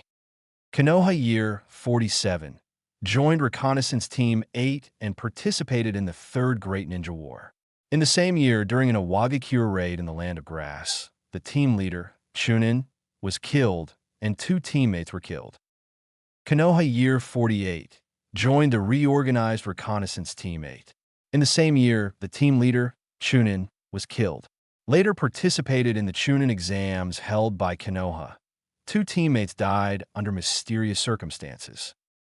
Recuperating from injuries until present day, Konoha Year 49. Looking at this record, Yajima Junito made his judgment. This was an ordinary genin who hadn't even fully mastered the clan's secret techniques meant to protect him. Aside from possessing a pair of Byakugan, which seemed more like a burden to him than an asset, his combat ability was arguably inferior to some fresh, elite academy graduates. Yet, it was precisely this ninja, weak in every sense of the word, who had managed to survive the Third Great Ninja War to this day, despite his team leaders and teammates being wiped out on two separate occasions. There was likely something wrong with this guy. Either he was so lucky that even the heavens couldn't bear to take his life, or Hyuga, you possessed abilities that the intelligence reports failed to document. And such individuals were typically referred to by spy ninja, who lived and died by information, as intelligence black holes. Yajima Junito never believed in luck. Before obtaining intelligence and preparing to make his move, he had already steeled himself with the resolve to go all out against his target, to kill without a shred of mercy. However, the moment he actually set foot in this burial ground he had chosen for his target, this 300-meter-long alleyway, his heart gave a sudden, slight tremor. It wasn't just because of the cruelty and eeriness revealed in that brat's pure white eyes, but because the environment had changed. This was an ordinary street in the Hidden Leaf. Precisely because it was ordinary, the houses were nothing like the uniform, neat Japanese-style courtyards within the Hyuga clan grounds. They lacked unique architectural features, built mostly on principles of pragmatism, fusing various styles: haka, cylindrical structures, towers, and Japanese torii gates. They were arranged in a staggered, uneven pattern. The only commonality was that these buildings were all at least 4 stories high, and the entire alleyway was laid out facing southeast. As the sun sank in the west, the long shadows cast down, enveloping the entire alley. For an assassin, this place was sparsely populated with poor lighting, truly an excellent treasure ground for stalking, assassinating, and burying the evidence. But the situation had shifted slightly. When the target becomes aware of the assassin's intent, this kind of environment transforms into a natural and perfect hiding ground for the target to evade pursuit. Just like right now. Whoosh. Just as Ijima Junito steadied his stance and cast a sinister gaze upon the face of the white-eyed brat not far away, a kunai knife used the shadows cast by the buildings to slice a cold, sharp arc through the air, shooting straight for his throat. Relying on ninja instincts carved into his muscles, Yajima Junito immediately raised his hand, hooked a kunai from his ninja pouch, and swung it in a rotational arc. Clang! The two kunai collided, striking sparks and emitting a crisp sound in the desolate alley. However, a subtle difference in the sensation made Yajima Junito's heart skip a beat. His gaze involuntarily followed the deflected kunai as it fell. Tied to the tail of the kunai was a paper-wrapped pellet. The sparks that had splattered out struck the pellet. In the next instant, bang! Violent smoke was released from it. Yajima Junito immediately held his breath and covered his nose. Tapping his toes on the ground, he leaped backward out of the smoke's range, his eyes darting rapidly while in mid-air to capture the target's figure. However, when he looked again toward Hyuga Yu's position, all he could see was an empty alley and a pair of shoes that had been taken off. That brat fled. Yajima Junito's expression, hidden under his cat-face mask, changed slightly. No. He reacted in an instant. Intelligence stated that Hyuga Yu had not mastered the body flicker technique. Furthermore, the body flicker creates a distinct whoosh sound when used. Ruling out the possibility of you using the body flicker to escape and seeing the shoes on the ground, Ijima Junito immediately formed a judgment. Threw a smoke bomb to block vision. Quickly took off shoes during the process to move and hide, avoiding the sound of footsteps. Because he couldn't outrun me, he hid in the shadows of the buildings, attempting to muddle through and survive. Yajima Junito took a deep breath, his gaze turning icy. However, unfortunately, you chose a dead end. He cast his gaze into the shadows of the alley, not far away. The alley formed a T shape. Yajima Junito had arrived later, but blocked the rear section leading toward the apartments. With Hyuga Yu's speed, it was impossible for him to have escaped from the other end in that split second. Therefore, Yajima concluded that the brat was currently hiding within this dead-end alley. Perhaps hiding behind a dumpster, or maybe helpless enough to be praying to the gods, executing a clumsy transformation jutsu to become a telephone pole or a wooden gate, covering his mouth and sobbing, hoping not to be discovered. Yajima Junito curled the corners of his mouth slightly, revealing a mocking smile. Top, top.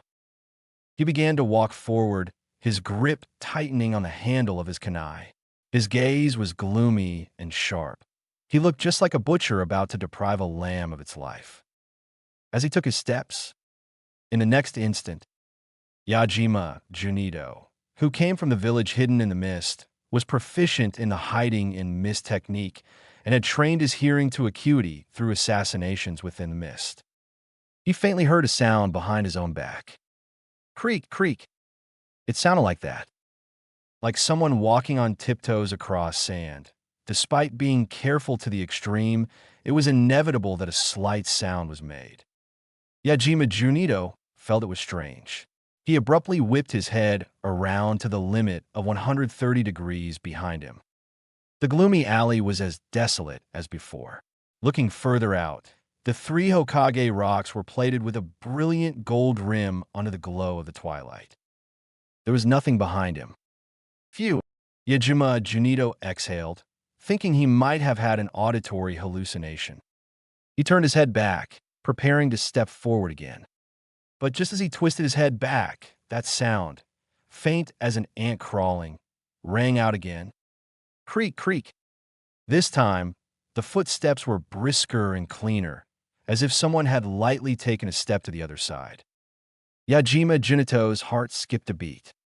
He couldn't have heard it wrong this time. This was unmistakably a ninja footwork known as the Namba walk, a gait capable of silencing the sound of ninja's footsteps, leaving absolutely no noise even when walking on old, creaky wooden floors. However, this was only theoretical silence. To some ninjas with hearing far beyond ordinary humans, ears sharp to a near-inhuman degree, even this footwork would leave extremely faint traces. And as a mist ninja proficient in the silent killing technique, Yajima Junito happened to be exactly that kind of keen-eared ninja. Which meant that brat was right behind him. At this thought, Yajima Junito felt as if ants were crawling all over his back. Without further hesitation, he spun his body around abruptly like a spinning top. However, in his field of vision, both behind him and in front of him, there was still nothing.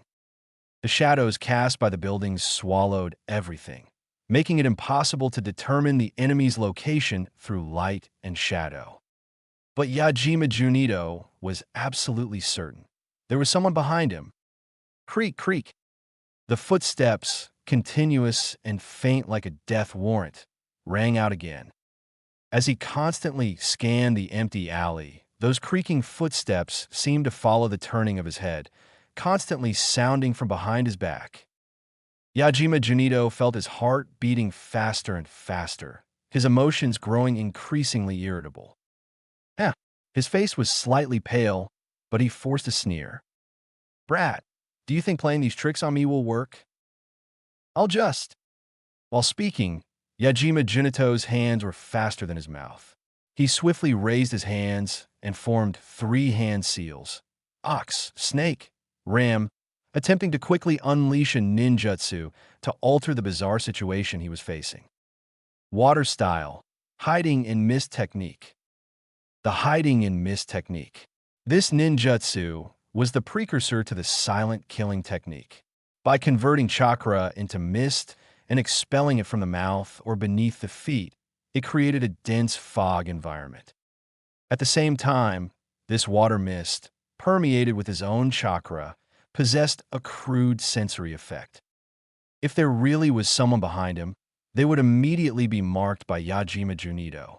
He could then use the water mist to blind the opponent's vision, making them unable to keep up with his movements, effectively countering the bizarre invisibility jutsu the opponent was displaying. Whoosh! A large amount of dense fog was generated by Yajima Junito, permeating and expanding outward. He finally grasped the situation behind him. However, what terrified Yajima Junito was, behind his back, where he now seemed to have grown an eye and could finally observe, there was still nothing. Faced with this horrifying turn of events, Yajima Junito could no longer maintain his composure. With his heart pounding rapidly against his chest as if about to explode, he gasped for breath. Where? Where the hell is that brat? Blood vessels gradually crept into his eyes, and his chakra began to surge madly. The violent mist completely lost control. With the continuous input of chakra, it kept generating and expanding. To find Hyuga, he spared no cost, even risking the exposure of his identity as a mist ninja. The dense fog enveloped the entire alleyway and the buildings within hundreds of meters. Finally, Yajima Junito's eyes lit up. He jerked his head to look in a specific direction and couldn't help but let out a ferocious grin. I found you, brat. However, the response he received was SZZZT. In a flash, the wind roared, reflecting the last ray of sunlight at dusk. An arrow, 1.15 meters in length, thunderously pierced through the surging thick fog. Under Yajima Junito's stunned and uncomprehending gaze, it drew a brilliant, golden arc of killing intent. With a forceful posture that was faster, more urgent, and harder to evade than any ordinary ninja's shuriken throw, the arrow pierced through Yajima Junito's brow. Thus, the 32-year-old Kirigakure Chunin, Yajima Junito, died in the dense fog. About 40 meters away from the assassin, Hyuga stood with veins bulging around his active Byakugan. Holding a massive bow, fully 2.2 meters long and still trembling slightly, he slowly let out a breath. Phew, survived again. In his gray-white yet crystal-clear field of vision, the illusory, drifting fog, which was thick enough to prevent one from seeing their own hand outstretched, had lost its intended effect entirely. Before these eyes, the strongest in the ninja world for insight, the assassin stood like a highlighted target, staring blankly right at Hyuga. As a spy responsible for monitoring the movements of the Hyuga clan, was it possible the opponent didn't know the effects of the Byakugan? That was of course impossible. So, did Hyuga, a genin with only a level 2 stat in chakra, kill this ninja, who was at least a chunin, with a single arrow because his strength exceeded the opponent's? Certainly not. Given the skill level exposed by this missed chunin, even without using ninjutsu, in a direct frontal confrontation, Hyuga would likely have been beaten to death within 10 minutes. Even that killing shot would have been impossible to land had the opponent not inadvertently blinded himself by casting the hidden mist jutsu. So, why did such a one-sided result occur? Because of intelligence. The intelligence held by both sides was completely unequal. This wasn't intelligence in the traditional sense of knowing oneself and the enemy. In Hyuga's understanding, this was a routine forced upon the enemy. First, seize the initiative in choosing the battlefield. Next, prearrange the conditions that allow the Byakugan stealth technique to activate. Then, apply layers of psychological pressure on the enemy through the Byakugan stealth technique, forcing them into a desperate search for Hyuga. Finally, wait for them to lose their rationality and use an unreasonable jutsu that exposes a flaw, and rely on the Byakugan's powerful insight to seize that fleeting opening. One hit, one kill. The premise of it all was based on Hyuga activating his Byakugan at the first moment and determining that the opponent was a mist ninja. During this process, the assassin actually had many ways to avoid death. Giving up on killing Hyuga, using large-scale ninjutsu for indiscriminate AoE coverage, or even spinning like a top in place to guard all sides. To keep up with such movements, Hyuga would actually tire out faster than the opponent. But when the plan is actually executed, the enemy often moves exactly in the direction Hyuga envisions. Even if there are slight deviations, they ultimately lead to the result Hyuga expects. This is, in fact, a false proposition. People let their imaginations run wild. Smart people do this even more so, especially when facing an intelligence black hole. When Hyuga demonstrates an ability that exceeds their intelligence reports, the enemy subconsciously overturns all their previous judgments about him and re-evaluates him at a level higher than his actual skill. Scheming types with hundreds of hidden agendas like Kakashi Hitaki or pure single-celled organisms like Might Guy are relatively rare. At this moment, looking at the assassin lying dead on his back 40 meters away, Hyuga felt fortunate to have lived another day, but he couldn't help feeling a lingering fear. Up until now, he had relied on these sorts of tricks to win battles and escape with his life during the war. Hyuga knew very well that this method couldn't last forever. But as a mediocre member of the Hyuga branch house, he really had no choice. Thinking of this, Hyuga muttered with a heavy expression, "Once I get my hands on Wind Style, the study plan for Hyugan swordsmanship, chakra scalpel, and Jittel fist, chakra needle pressure point technique, needs to be moved up the schedule immediately. My taijutsu ability is still too weak. I circled around with this guy for ages, yet I didn't have the confidence to engage in taijutsu even once without falling into a disadvantage. In terms of taijutsu, aside from footwork and stance training, which he had practiced bitterly, the fist and kick techniques used for direct combat were currently Hyuga's weak points. A ninja's learning capacity and time are limited. The downside of studying both gentle fist and strong fist simultaneously was that while Hyuga knew a little of everything, aside from the footwork he practiced specifically to adapt to the Bakugan stealth technique, he wasn't particularly proficient in any single ability. But fortunately, Hyuga had a very clear plan for his future.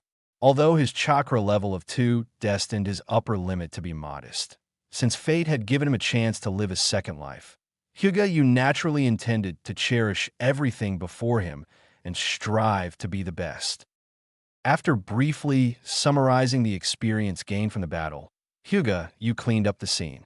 He packed the giant Japanese asymmetrical bow, Yumi, back into its wooden case, then pulled the spent arrow from the missed spy's forehead and destroyed it. Then, he jogged toward his home as if nothing had happened.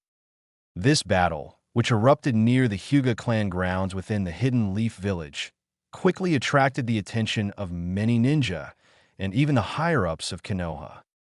Even during a ninja war, the outbreak of a hidden mist jutsu covering a range of hundreds of meters inside the village was a sensational event. Everyone knows that the hidden mist jutsu is primarily for support. In actual combat, few people would desperately consume chakra to expand the scale of this technique.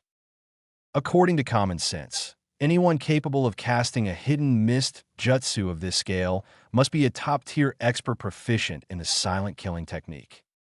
Such top-tier experts and elite jonin have files in every village, and ninja executing relevant missions will even actively collect intelligence on these powerhouses. In an instant, rumors spread like wildfire that Juzo Biwa, wielder of the Executioner's Blade and member of the 7 Ninja Swordsmen of the Mist, had infiltrated Konoha. A squad of Konoha Umbu arrived about 10 minutes later, sealed off the scene, and began investigating the sequence of events. Meanwhile, in front of the apartment where Hyuga lived, quite a few ninja had gathered, looking alert yet confused. Fortunately, under the cover of the lingering fog on the streets, no one noticed Hyuga sneaking out from the alleyway. He blended into the crowd, pretending to be a spectator at the battle scene for a while before choosing to leave. Although he was the one who killed the missed spy, Hyuga you did not want others to know it was his doing, especially at this moment, when he was urgently seeking to increase his strength. Intelligence is life for a ninja. And what determines a ninja's combat power isn't the mundane titles of Genin, Chunin, or Jonin. Only intelligence, and the jutsu a ninja has truly mastered, are the decisive factors in measuring a ninja's caliber. Holding this thought, Hyuga you returned to his apartment with a calm face, climbing the iron ladder to the second floor. This apartment building wasn't very lively. Its residents were mostly ninja who were busy during wartime. However, at this moment, a boy with the Byakugan, wearing a Chunin vest, had been waiting there for a long time. Seeing Hyuga you returning late with the huge wooden box on his back, the Hyuga boy, who appeared to be about the same age as you, immediately reached out to block his path. Looking at Hyuga you with a serious expression, he opened his mouth and said, "Hyuga you, have you considered the matter I spoke of?" Hyuga you looked up, realizing who blocked his way, though he couldn't recall what matter the other party had mentioned. "It's Tetsu. Do you need something? Can you cancel your engagement with Natsu?" Hyuga you was stunned for a moment. Then he furrowed his brows, looking at the other boy as if he were an idiot. To be blunt, Hyuga you really can't give Natsu happiness. Hyuga Tetsu. He was a ninja of the branch family, in the same graduating class as Hyuga you, though a year older in age. He had brown hair tied in a neat ponytail and a stern, rigid face that made him look like a very serious person. Before this, Hyuga you hadn't had many interactions with him. They had only bumped into each other a few times while the border reconnaissance squad was on duty. At the time, Tetsu was a member of Team 9. Perhaps they had exchanged a few words during breaks between shifts. However, Hyuga you, who had been busy training in the Byakugan stealth technique, back then, really couldn't remember clearly what Hyuga Tetsu had said to him. "Don't you remember? Last year, when Team 8 and Team 9 were performing patrol duties, we talked."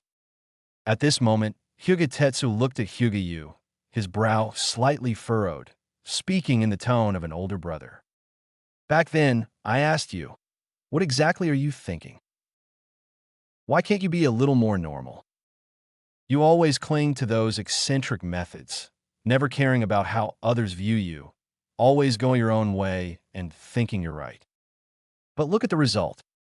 You relied on shortcuts to awaken the Byakugan ahead of schedule, yet you neglected the training of the clan's secret techniques. Your failure in the Chunin exams is the price you pay for your own actions." Listening to these words, Hyuga yu's eyes remained completely unwavering. He simply responded indifferently. "Oh, you?" Receiving such a perfunctory answer caused the veins on Hyuga Tetsu's forehead to throb, and he looked ready to explode. Hyuga you interrupted him first. "Is there anything else?" Hyuga Tetsu took a deep breath, suppressing the dissatisfaction rising in his heart. With a darkened expression, he brought up another matter, questioning him. "I heard you gave up on Elder Chonwang's letter of appointment." Hyuga you gave him a strange look and nodded calmly. "That's right." Hyuga Tetsu grew even more furious at Hyuga yu's indifferent attitude. He clenched his fists, his face sinking as he glared at Hyuga you, scolding him. "What on earth are you thinking? You, Hyuga you, have neither aptitude nor strength. You were only lucky enough to have parents who saved a main house elder to receive such an opportunity, to receive such preferential treatment that allows a branch family member to act so willfully. Do you have any idea what a precious opportunity you refused? Do you know that Elder Chongwang has been waiting for this day to repay your parents' kindness? Do you know how many people in the branch family envy you?" Hyuga you smiled. "Envy what? Envy the fact that I can get on my knees and kowtow to people every single day." Hyuga Tetsu's face turned iron blue. He pursed his lips, laughing out of sheer anger as he pointed at Hyuga you and rebuked. "Hyuga you, are you still dreaming that self-righteous, unrealistic ninja dream of yours? Even if you don't care about the ridicule of outsiders, even if you don't care about the reputation of the Hyuga clan. Why don't you think about Natsu? What did Natsu do wrong to be stuck with a rotter like you? Starting as a servant, accepting training and heavy responsibilities along the way, and eventually becoming a steward for the main house lineage. Hyuga, both you and I should understand that this is the path with the highest ceiling for you in this life. It is also the only place where you can be worthy of Natsu. But now, you've thrown this chance away with your own hands. Hyuga Tetsu stared at Hyuga with a look of hatred for iron not becoming steel. Even the whites of his eyes were savagely streaked with blood. His gaze held regret, annoyance, but mostly a kind of fury. The fury of wishing he could take his place. Hyuga understood. He tilted his head, looking at Hyuga Tetsu with an amused expression, and asked, "You like Natsu?" Hearing this, Hyuga Tetsu's sturdy frame jolted. The anger on his face vanished as quickly as snow melting under a warm sun, replaced by a flush of embarrassment as intense as the scorched earth of midsummer. He pursed his lips, trembling all over for a moment. Then, his face darkened. He lowered his head and stiffly reached out, grabbing Hyuga arm. He spoke in a muffled, nasally voice. "Come with me. Go to Elder Chongwang and apologize. Beg him to withdraw his command so you can continue working for the main house. I will help you become a steward of the main house lineage.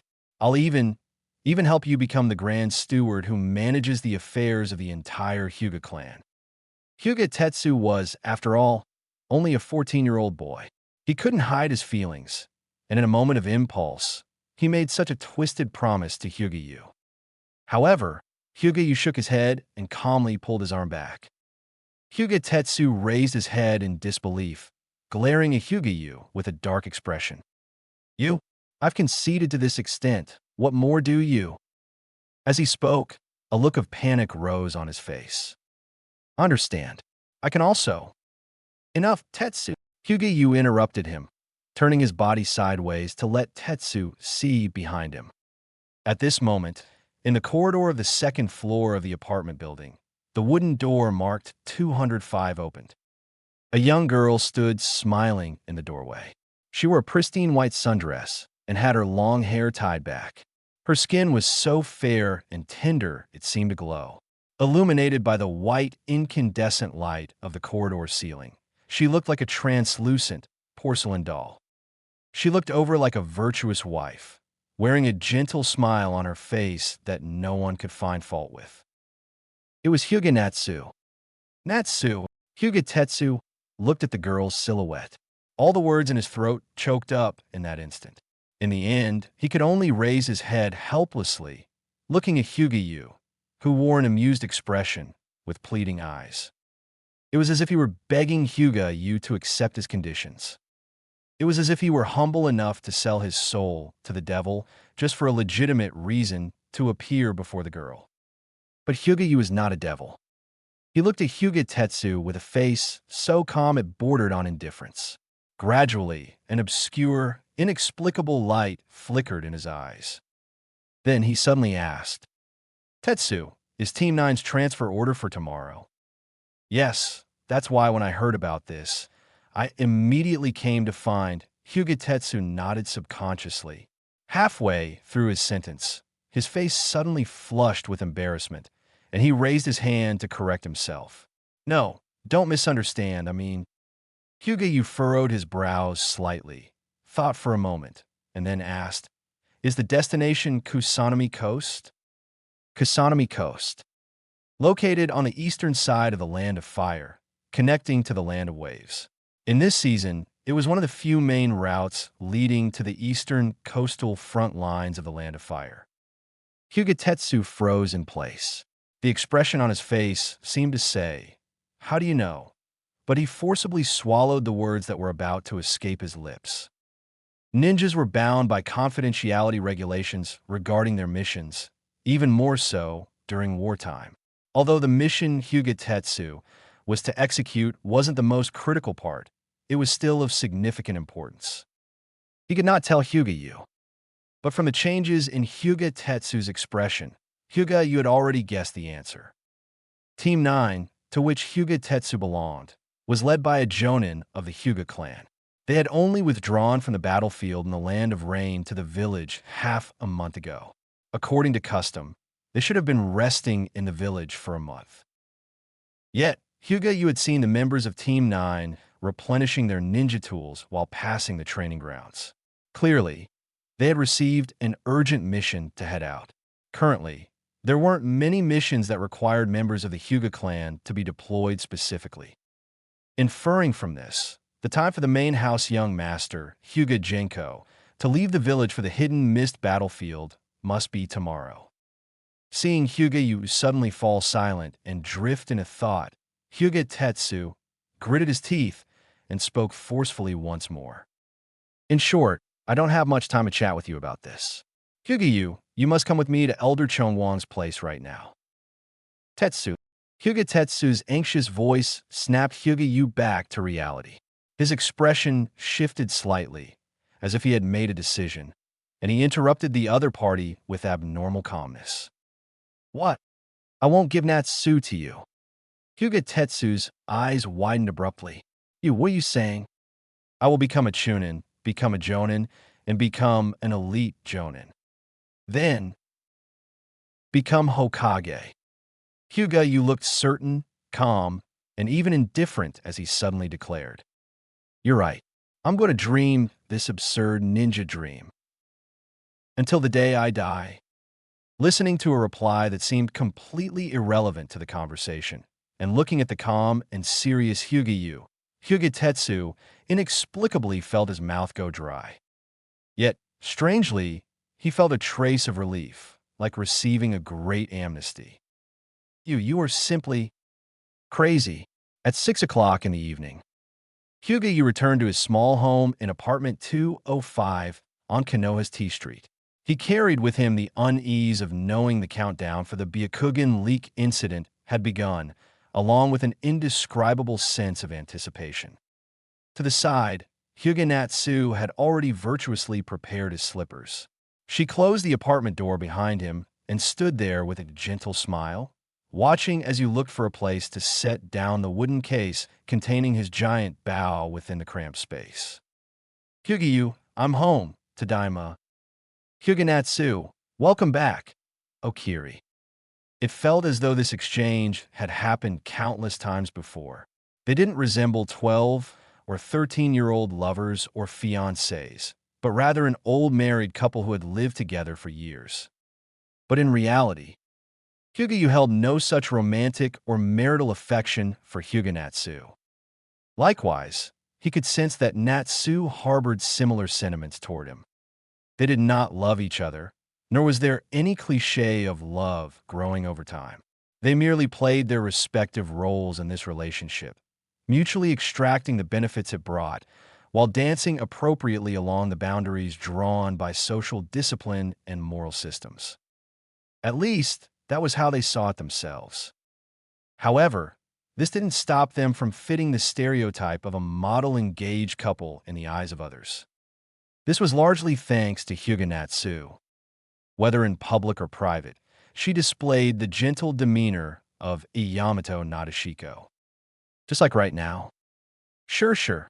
Did you get into a fight with Hyuga Tetsu? No. I saw everything, Hyuga Yu changed into his slippers and looked up quizzically. So, Hyuga Natsu suddenly smiled. I'm very happy. Why? Because this is the second time I've realized my place in your heart. Sure. When was the first? This morning. Hyuga Yu was choked up by her words. He lowered his head, let out a chuckle, and asked, What's there to be happy about in that? Hyuga Natsu giggled. Because I also discovered that, besides me, there are many other people who care about you. Sure. Hyuga Yu was startled by this remark and hurriedly waved his hand. Are you talking about Hyuga Tetsu? Hey, he has a crazy crush on you. He does not. Hyuga Natsu hummed with smug satisfaction. Standing behind Hyuga Yu, she pushed him toward the dining table now that he had changed his slippers. Then, she delivered a shocking statement. As the saying goes, the bystander sees clearly. According to my observations, liking Hyuga Natsu is just an excuse for that child, Hyuga Tetsu, to get close to you, the one he actually admires. Hyuga Natsu punched her palm as she delivered her verdict. It's probably like back in the academy, when Asuma Sarutobi wanted to get close to Kurenai, so he first thought of ways to get close to Kurenai's best friend. That is an absolutely wild theory you have there. Hyuga-Yu's mouth twitched slightly. He decided he needed to set his little fiancée straight. There was no way a background extra like him and Hyuga Tetsu had that kind of weird relationship like Naruto and Sasuke. Although Hyuga Tetsu was our classmate at the academy, as you know, whether it was during school or after graduating and going to the battlefield, we had almost no intimate interaction. We haven't exchanged more than 10 sentences. Besides, how could a mediocre guy like me be someone anyone looks up to? Hyuga Natsu smiled noncommittally. But, sure, for all those misunderstood actions you took at the academy, it was the total stranger Hyuga Tetsu who stood up for you behind the scenes and suppressed those rumors. Hearing this, Hyuga-Yu recalled that such things had indeed happened. He immediately turned his head away and muttered a defensive explanation that was just him acting on his own accord to maintain the Hyuga clan's reputation. That's all. Hi. Hyuga Natsu nodded with a beaming smile, pushing Hyuga-Yu to sit down at the small round table in the narrow apartment. However, at this moment, the table that should have been set with dinner was empty of food. Instead, there were only 3 scrolls labeled ninja tools, sword, and provisions. Seeing this, Hyuga-Yu froze for a moment, then raised his head to look at Hyuga Natsu, who was already sitting on her knees across the round table with a cheerful expression. I helped you pick these out at the ninja tool shop today. Ninja tools, protective gear, a ninja sword, and some specially made food pills. Looking at the 3 scrolls on the table, Hyuga-Yu felt a bit at a loss. Just as he was about to question her, he was interrupted by Hyuga Natsu raising her fair white hand. I received the loan documents. Also, I'm actually the first to receive the bank statements regarding changes to your account. Sure. Although I don't understand why you spent 1 million Ryo in a single afternoon. Nor do I quite understand why you refused Elder Takahiro's appointment letter. And I understand even less why you asked me to contact Lord Genko to try and join the main family's guard unit. But Hyuga Natsu suddenly put away the smile on her face. After a long silence, she pointed at the 3 scrolls on the table and spoke in a slightly hoarse voice. Just to be safe, I prepared these for you.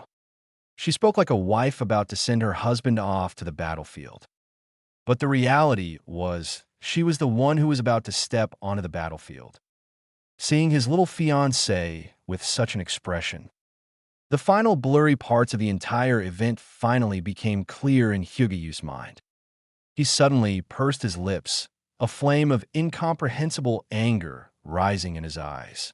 He sat up straight and rigid, looking gravely at the girl sitting across the round table. So, Hyuga-Yu gritted his teeth and questioned.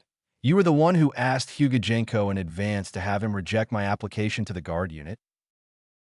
It had been strange that Hyuga Genko refused his entry. Hyuga-Yu had learned from the main family elder, Hyuga Takahiro, that the young lord's father, Hyuga Takasuk, was looking for clansmen who knew medical ninjutsu to protect the departing team. And Hyuga-Yu was one of the few ninjas in the clan who had mastered medical ninjutsu.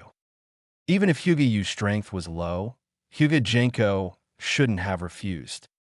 After all, a medical ninja only needed to keep up with the team and provide medical support, as clearly stated in the 2nd clause of the 3 rules for medical ninja proposed by the Sannin Lady Tsunade. Medical ninja must never stand on the front lines of combat. Therefore, the greatest obstacle preventing Hyuga-Yu from protecting his fiancée was, in fact, his fiancée, Hyuga Natsu herself. Oh my oops, I've been found out. Hyuga Natsu stuck out her tongue and gave a dorky smile. Hyuga Yu ignored his fiancée's attempt to diffuse the atmosphere with cuteness. His face sank as he continued to ask, "When was it?" Hyuga Natsu exhaled and confessed in a muffled voice. "Before you met with Elder Takahiro, I guessed that you definitely wouldn't sign that appointment letter. However," she lowered her head, her tone gradually becoming quieter and somewhat dejected, sounding like the buzzing of a mosquito. "If it's you, sure. I thought that even if everything was arranged in advance, you would eventually solve all the obstacles one by one. So," Hyuga Natsu suddenly raised her head. A smile blossomed on her face like a white orchid, carrying a hint of sheepishness and a plea for mercy. She extended her fair, slender hands, presenting her wrists before Hyuga Yu. Narrowing her crescent moon eyes, she gave a silly chuckle. "Mr. Hyuga Yu, I am here to surrender. Please, you must accept my apology gift." Thud. The door closed gently. The skipping figure of his fiancée disappeared from the narrow apartment. Hyuga Yu sat silently before the short round table. The pale, incandescent light illuminated the 3 scrolls before him, casting elongated shadows that pressed upon his shoulders like massive weights. However, Hyuga Yu showed no sign of dejection. When he came back to his senses, for some reason, he glanced at the mirror nearby and found that he was actually smiling. The smile looked both lecherous and creepy, startling Yu himself. He instinctively thought that he absolutely must not let this terrifying Tomodachi mindset rot his brain, but after thinking for a moment, he felt he was being a bit too sensitive. He spread his arms and lay back on the tatami mats, his taut heartstrings finally relaxing a fraction. Hyuga Yu was no savior, nor did he bear the heavy burden of saving the world. He simply thought that since he had a second life, he should strive to live well in this world, to live like a human being. In that case, as a human, making 2 or 3 friends shouldn't count as some heinous crime, right? Thinking this cautiously, Hyuga Yu sat up. He reached out to untie the cords of the 3 scrolls on the table one by one, unrolled them, formed the hand seals for the summoning jutsu, and pressed his hands down. Poof! Amidst the swirling smoke, a pile of supplies appeared on the low table. First was a set of ninja tools forged from 100-folded steel, including 3 kunai, 32 shuriken, a spool of steel wire for smoke bombs, and a stack of paper bombs. This was the standard loadout a ninja should possess.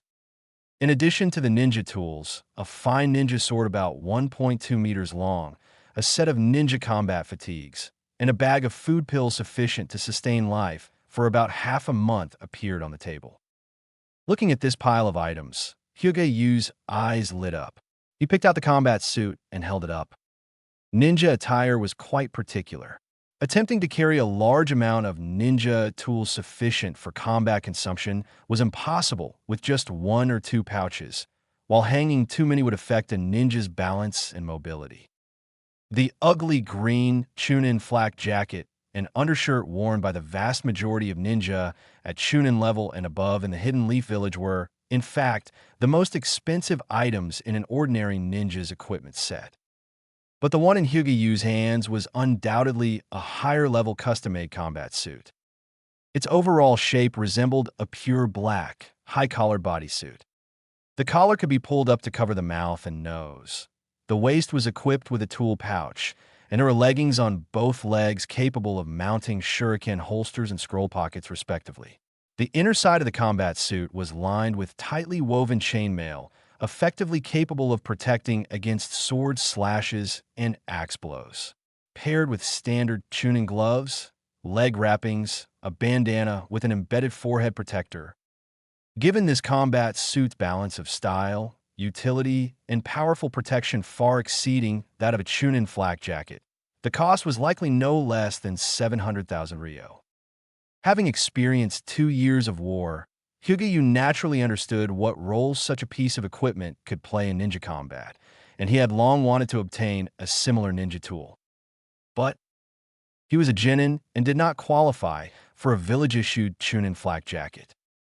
At the same time, the exorbitant price of such custom protective gear had made the cash-strapped Hyuga Yu flinch. He just hadn't expected Hyuga Natsu to give him such a precious gift. Thinking of this, Hyuga Yu felt a bit uneasy. Hyuga Natsu did not come from a wealthy family. Like him, she was a war orphan. She didn't even have his original family conditions that allowed contact with figures at the level of the Hyuga main house elders. Hyuga Yu immediately understood where this combat suit came from. Becoming a chunin and accepting employment from the main house, Hyuga Natsu's monthly salary was 300,000 ryo. And as far as he knew, Natsu had started this job less than 3 months ago. Now, her entire salary was right here. Hyuga Yu couldn't help but take a deep breath, his knuckles turning pale as he gripped the combat suit. In the end, he said nothing, nor did he chase after her with the scroll to refuse this kindness. He simply silently changed into the set of equipment Hyuga Natsu had brought. Then, he heavily closed his white eyes, which had become increasingly sharp. Sitting quietly on the tatami, he waited for time to pass, second by second, and waited for the moment that could be considered a pronouncement of fate for him. Having been rejected from joining the main house guard squad, Hyuga Yu could not shake the Hyuga main house's decision. He could only wait for the transfer order coming in a few days. But in that case, it would be far too late. Hyuga Yu had no interest in whether that Hyuga main house young master lived or died, but he had to ensure that the people he cared about could survive safely in the imminent event. And if he wanted to bypass this resolution and secretly protect Hyuga Natsu outside the village tomorrow, then he needed a transfer order issued from an even higher level of the hidden leaf. Just then, Hyuga Yu felt the light source perceived through his closed eyelids flicker a few times. Immediately after, snap! With that sound, the apartment plunged into pitch darkness. In the silent darkness, a low voice, its distance difficult to discern, suddenly sounded indifferently in Hyuga Yu's ear. So, is this the reason you actively sought us out? Lun, outside the apartment, the sun set in the west, and the colors of night climbed the sky. Hyuga Tetsu, who had witnessed Hyuga Yu entering the apartment under Hyuga Natsu's quiet, sweet gaze, felt rather bitter. This wasn't heartbreak, nor was it jealousy. He simply couldn't understand for a moment why he was standing here. Like a kite with a broken string, his thoughts drifted further and further away. He wandered in the middle of the Konoha T Street, not far downstairs from the apartment building. The lights of the shops along the street lit up and flickered, reflecting on his stern face. Waves of people passed by, carrying laughter, silence, bitterness, and the clear directions of their respective lives, unhesitatingly pursuing the momentary pleasure that numbed them for the now. In such an environment, Hyuga Tetsu unconsciously felt a bit thirsty. He wanted a drink, but due to the 3 prohibitions of the ninja, being underage, he could only go into a store and come out clutching a cup of milk. Squatting by the roadside, taking sporadic sips, his gaze involuntarily drifted toward that illuminated apartment building. Yes, there was no clearly defined relationship like friend, brother, or close comrade between Hyuga Tetsu and Hyuga Yu in the traditional sense. The words exchanged between them amounted to fewer than 10 sentences. According to sociological definitions, they were more like familiar strangers. But after hearing the news this afternoon that Hyuga Yu had rejected the main house elder's appointment, Hyuga Tetsu had immediately dropped everything and rushed here impatiently, wishing he could shove Hyuga Yu's head into a water vat to make him sober up. Was it for Hyuga Natsu? It didn't seem so. He did like Natsu. Who wouldn't like a beautiful girl like her? But Natsu liked Hyuga Yu more. Rather than stealing Natsu away, he was more inclined to silently wish her happiness. Then, It couldn't possibly be for that self-righteous idiot Hyuga, right? Thinking of this, Hyuga Tetsu startled himself. He shot up abruptly, spilling milk all over the ground on me. Doing this for Yu-Gi-Oh? The more he thought about it, the more Hyuga Tetsu's heart trembled. He suddenly realized that he had actually been silently watching Hyuga in the dark all along. Watching the foolish things he did, watching him overreach and self-righteously violate the Hyuga clan's established customary rules, one after another. Members of the Hyuga clan must practice the gentle fist from a young age. Members of the Hyuga clan must value the clan's reputation and never bring shame upon it. Members of the Hyuga clan must become ninja of the reconnaissance squads or barrier squads. Members of the branch house are born to bow their heads to the main house, kneel before the main house, and die for the main house. But that guy, that branch house Hyuga, always recklessly violated these iron laws one by one. And then, he lived until now. Hyuga Tetsu had to admit that he wanted to see Hyuga, you keep going, to see just how far Hyuga, you could ultimately go. However, if Hyuga, you refused the main house elder's appointment, then he would be sent back to the battlefield of the Third Great Ninja War, a place where 9 out of 10 die. Having experienced 2 years of war, Hyuga Tetsu knew perfectly well what kind of landscape that was. Especially since the intensity of the war was getting higher and higher. Yet Hyuga, you was still marching in place, still a weakling, a cannon fodder like Genin. He simply did not want to see Hyuga, you completely disappear from his vision. He simply did not want a future where he could no longer hear those harsh discussions directed at Hyuga. He simply did not want to stand before the memorial stone wearing black mourning clothes, mocking a guy who paid the price of his life to try and live, who quietly resisted, doing things Tetsu himself could never do in this lifetime. Wait, how many simply did nots was that? Forget it. Hyuga Tetsu suddenly stood up, crushed the milk carton in his hand, and threw it to the ground. He began to walk. He strode toward that apartment building once again. He wanted to try persuading Hyuga one more time. If you still insisted on his foolish ideas, then even if he had to break Yu's legs, Hyuga Tetsu would keep him in the village. However, just as he took 2 steps, a graceful, ethereal figure, one that often appeared in his dreams, suddenly floated into view before Hyuga Tetsu. Where are you going? At this moment, the voice that reached him was not the gentle, affectionate, Yamato, not a Shiko-like, melodious voice from his impression. Instead, it was a calm and indifferent inquiry, elegant as a night-blooming flower. The tones of the 2 voices were vastly different, yet they came from the same person's mouth. It felt jarring, yet somehow, it seemed as if this was exactly how it should be. It was Hyuga Natsu. You. Hyuga Tetsu froze in place, his eyes widening slightly, feeling his brain wasn't quite keeping up. Hyuga Natsu, who should be flirting lovingly with Hyuga right now, appear in front of him? This isn't right. Why? Hyuga Natsu just stood calmly in front of Hyuga Tetsu and shook her head at him. Don't go. You'll die. Hyuga Tetsu couldn't understand. Why? Hyuga Natsu spoke calmly. He is undergoing an important interview. Realizing this was related to Hyuga, Hyuga Tetsu's expression instantly hardened, and he couldn't help but ask. Interview? Where's he going? Did that guy refuse the main house elder's appointment just for this interview? Hyuga Natsu curled the corners of her mouth, smiling elegantly.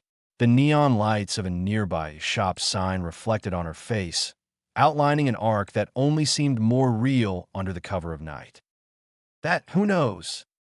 Saying this, Hyuga Natsu suddenly changed the subject, looking at Hyuga Tetsu with a beaming smile. However, Hyuga Tetsu, regarding this matter, I can tell you exclusively. Can you keep a secret for him? Hyuga-yu's secret. Hyuga Tetsu looked shaken, somewhat dazed. He immediately raised his head, but only asked a question rather than promising to keep it. What is it? He had his principles. If this secret required sacrificing Hyuga or the Hyuga clan, he would naturally have to make a choice. Hyuga Natsu smiled slightly and, with a tone of pride, like say my cub has grown up, she hummed with a laugh. Lion-kun, he is currently undergoing a root interview. Hearing this, Hyuga Tetsu's eyes snapped wide open, and he couldn't help but swallow a mouthful of saliva. What did you say? It's that root. On the other side, inside the apartment, Hyuga slowly opened his eyes. The sharpness in his pure white eyes had dissipated, leaving only a stubborn, unyielding obstinacy. The person hiding in the darkness, seeing such a pair of eyes, couldn't help but praise. Very good eyes, born of humble origins, harboring darkness in your heart. Such eyes will surely give that person quite a surprise. At this moment, Hyuga took a deep breath and took the initiative to question. Then, why didn't you seek me out? Because you were too weak. Then why are you willing to see me now? Because you proved your value. At the same time, you touched a domain you should not have touched. Hyuga fell silent. At this moment, from the darkness, a figure wearing a pale, yellow hooded trench coat, hands in his pockets, slowly walked out. In the dark night, he wore a pair of round, ink-black sunglasses. Through the lenses, a pair of eyes, across which insects occasionally crawled, calmly observed and scrutinized Hyuga, who was kneeling on the tatami in the center of the apartment. Under such a gaze, Hyuga felt as if bugs were crawling all over his body, and he couldn't help but shiver. And when the other party mentioned touching a domain he shouldn't have, it only took an instant for Hyuga to figure out the cause and effect involved. Just as he had thought, the Byakugan leak incident was not simple.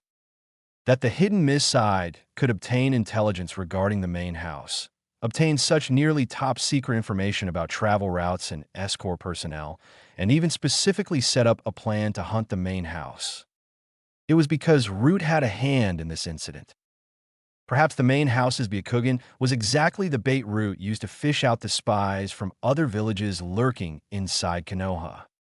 And his own involvement, being targeted for assassination by the Mist for attempting to join the main house escort team, and even the act of killing a Mist Chunin in a counterattack, had all indirectly affected Root's plan. Therefore, he had been passively dragged in and had influenced this event, even if that influence was quite minute. In response to this situation, according to custom, Root had only one method of dealing with it: silencing the witness.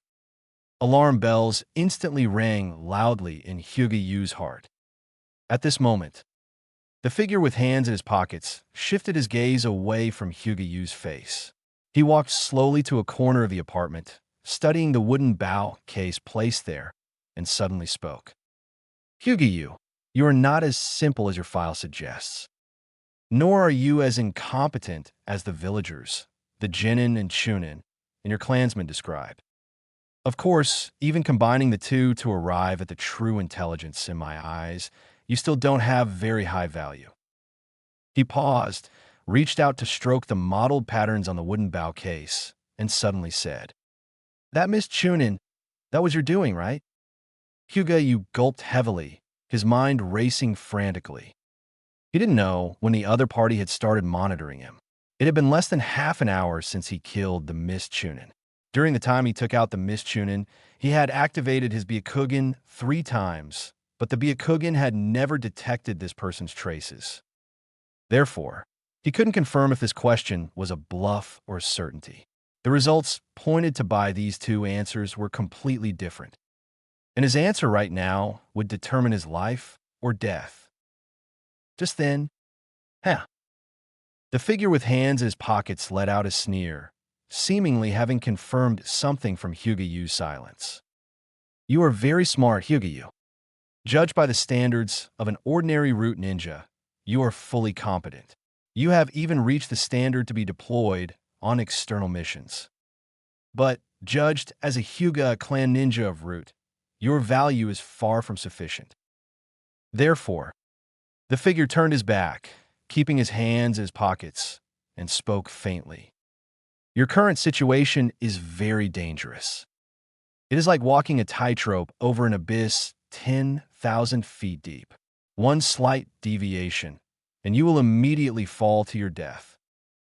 Even if you're lucky enough to take this step correctly, every step you take hereafter will be a dance on the tip of a blade. So, what should you do? Hyuga remained silent for a moment. As his heart gradually gained clarity, he replied in a deep voice. Increase my value. The deep voice immediately questioned, how will you increase it? Hyuga began to laugh. Haven't you already given me the answer? He took a deep breath, then said word by word. Only by dancing on the tip of the blade. In the binary choice between yes or no, Hyuga instinctively chose or. This was exactly the answer Foundation needed. To a shinobi who has dedicated themselves to the darkness, keeping a secret is far more important than the secret itself. And so, the hooded shinobi in the trench coat and sunglasses spoke impassively. You have passed the evaluation. Hyuga, you will operate as a member of the Foundation's extraordinary branch. Remember, we are the roots that spread deep within the earth, supporting the great tree of Konoha from the shadows. As one of the root, you have no name and no feelings. You have no past and no future. There is only the mission in your heart. Foundation, extraordinary branch. Hyuga looked up with a hint of surprise. Gazing at this Foundation commander with a touch of confusion, he immediately asked, then, what is my mission? You certainly hadn't joined the Foundation to play at being a ninja. At his age, he had already missed the prime window to be brainwashed into a traditional, orthodox Foundation operative. Currently, he was more like a mercenary, a relationship of mutual benefit with the Foundation. There are quite a few shinobi maintaining this kind of relationship with the Foundation at the moment, such as the commander before him, Aburame Ryoma, Orochimaru, and the walking Miko, Yakushi Nono. He believed Aburame Ryoma knew this as well and understood exactly what he was seeking. Therefore, the grandstanding was kept to a minimum. Quickly, Aburame Ryoma pulled a cyan scroll from his trench coat and tossed it casually toward Hyuga. Next, you will assist a superior who will be your sole point of contact to execute an S-rank mission of vital importance. The time of departure is at your discretion, but no later than the day after tomorrow. Details of the mission are pending. The location is the Konoha Medical Corps camp on the west side of the Kusami coast. Your contact is the captain of the Medical Corps' 8th Squad, Tanuki Shigaraki. Failure to report within 1 week will be considered desertion and treason against the village. That is all. As soon as he finished speaking, Aburame Ryoma's figure vanished instantly into the darkness. The fluorescent lights on the ceiling sizzled and flickered a few times. Then, click, the circuit was restored. The lights in the apartment surged back to life, and the small refrigerator in the corner began to hum. It was as if everything that had just happened was merely Yu's hallucination. However, he looked down at the cyan scroll that had appeared in his hand, lost in thought. Unrolling the scroll, a line of handwritten cursive caught his eye. Wind style, vacuum blade. It was precisely the wind style jutsu you needed, the final piece to establish the foundation of his combat system. Yet, you did not immediately begin studying the scroll. Instead, he sat where he was and began to reflect. Yu's demands from the Foundation were twofold. The wind-style ninjutsu mastered by Danzo Shimura. A transfer order that could bypass the arrangements of the Hyuga head house, allowing him to choose his own timing to head to the battlefield. The Foundation's response had perfectly resolved both points, albeit in a way you hadn't quite expected, the extraordinary branch. One could see the nature of it from Ryoma's briefing. No official documents, no mission scroll, no token of identification. Even the instructions were delivered verbally. This meant no paper trail and no archives, nothing that could be used as evidence against them. On the surface, You had spent 1 million Rio to pull strings and join the Foundation, yet he remained an outsider to it. This was exceptionally dangerous. However, the Foundation's attitude was intriguing. On one hand, they didn't view you as a person at all. Even though you had sincerely approached them, they treated him as little more than a disposable piece of cannon fodder. But on the other hand, the commander who conducted the interview, Aburam Ryoma, had used this evaluation to subtly hint at something. Since Hyuga, you was already embroiled in events and trapped in a dangerous situation from which he could not easily withdraw, the only way to change that situation was to do the opposite: get closer to the Foundation, move toward its core. From this perspective, did factions exist even within the Foundation? Thinking of this, you smiled slightly. It seemed his experiences as a corporate slave in his previous life weren't entirely useless. But you quickly pushed these schemes to the back of his mind. If factions truly existed within the Foundation, they certainly weren't Danzo, Shimura's faction. After all, the Foundation today was less an organization and more Danzo's private army. Since Danzo's will was synonymous with the Foundation's will, any smaller faction wishing to change the status quo would inevitably continue to secretly contact and recruit shinobi like him who possessed a certain value. You didn't feel smug about having a bit of value. He knew very well that his value was granted by these eyes he was born with. If he were worthless without them, then the day the weight on the other side of the scale exceeded his eyes would be the day of his death. In a shinobi world, the final word always belongs to the strongest fist. Driven by this clear and intense thought, you unfurled the cyan scroll and began to read with a thirst for knowledge. During wartime, Konoha under the cover of night resembled a silent, giant beast. The spies hidden within the village were like lice clinging to that beast, constantly sucking its blood. One by one, spies used the convenience of the night to traverse streets and alleys. In trash cans, on billboards, and under bridge tunnels, they exchanged the latest intelligence in every possible form. And in the darkness, pairs of eyes opened to watch their movements, like a mantis stalking a cicada. Behind those watchers, more eyes filled with mockery opened, unaware that the corners of the former's mouths had also quirked into a smirk. Silent, invisible intelligence wars broke out, evolved, and advanced in the stillness. Finally, countless pieces of information were synthesized and pushed onto the decision-makers' desks. And so, in the hour before dawn, shinobi squads shot out like arrows piercing the night. Deep within the sunless Foundation base, Danzo Shimura stepped out a high tower, holding his cane. His cold gaze swept like a hawk over the squads of Foundation shinobi kneeling before him. Expressionless, he spoke coldly. The prey has fallen into the net. Now, the operation begins.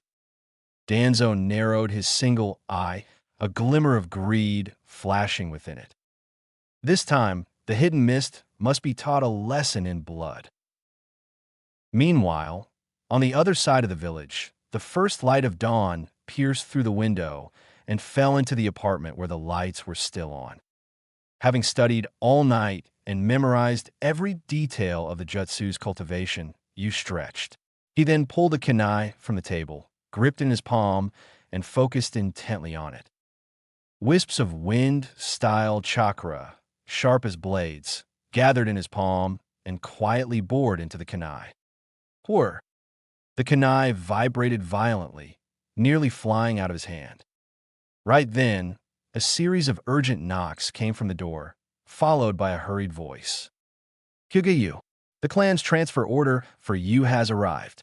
Hearing the call from outside the door, Hyuga instinctively activated his Byakugan. The blood vessels around his eyes bulged along with his expanding field of vision. After seeing that the person standing outside was just an ordinary Hyuga clan ninja, he dispersed the chakra in his hands. Strangely enough, the chakra he waved away didn't dissipate like normal chakra. Instead, driven by another peculiar type of chakra, it quietly reverted from wind-style chakra back into ordinary chakra and returned to his body.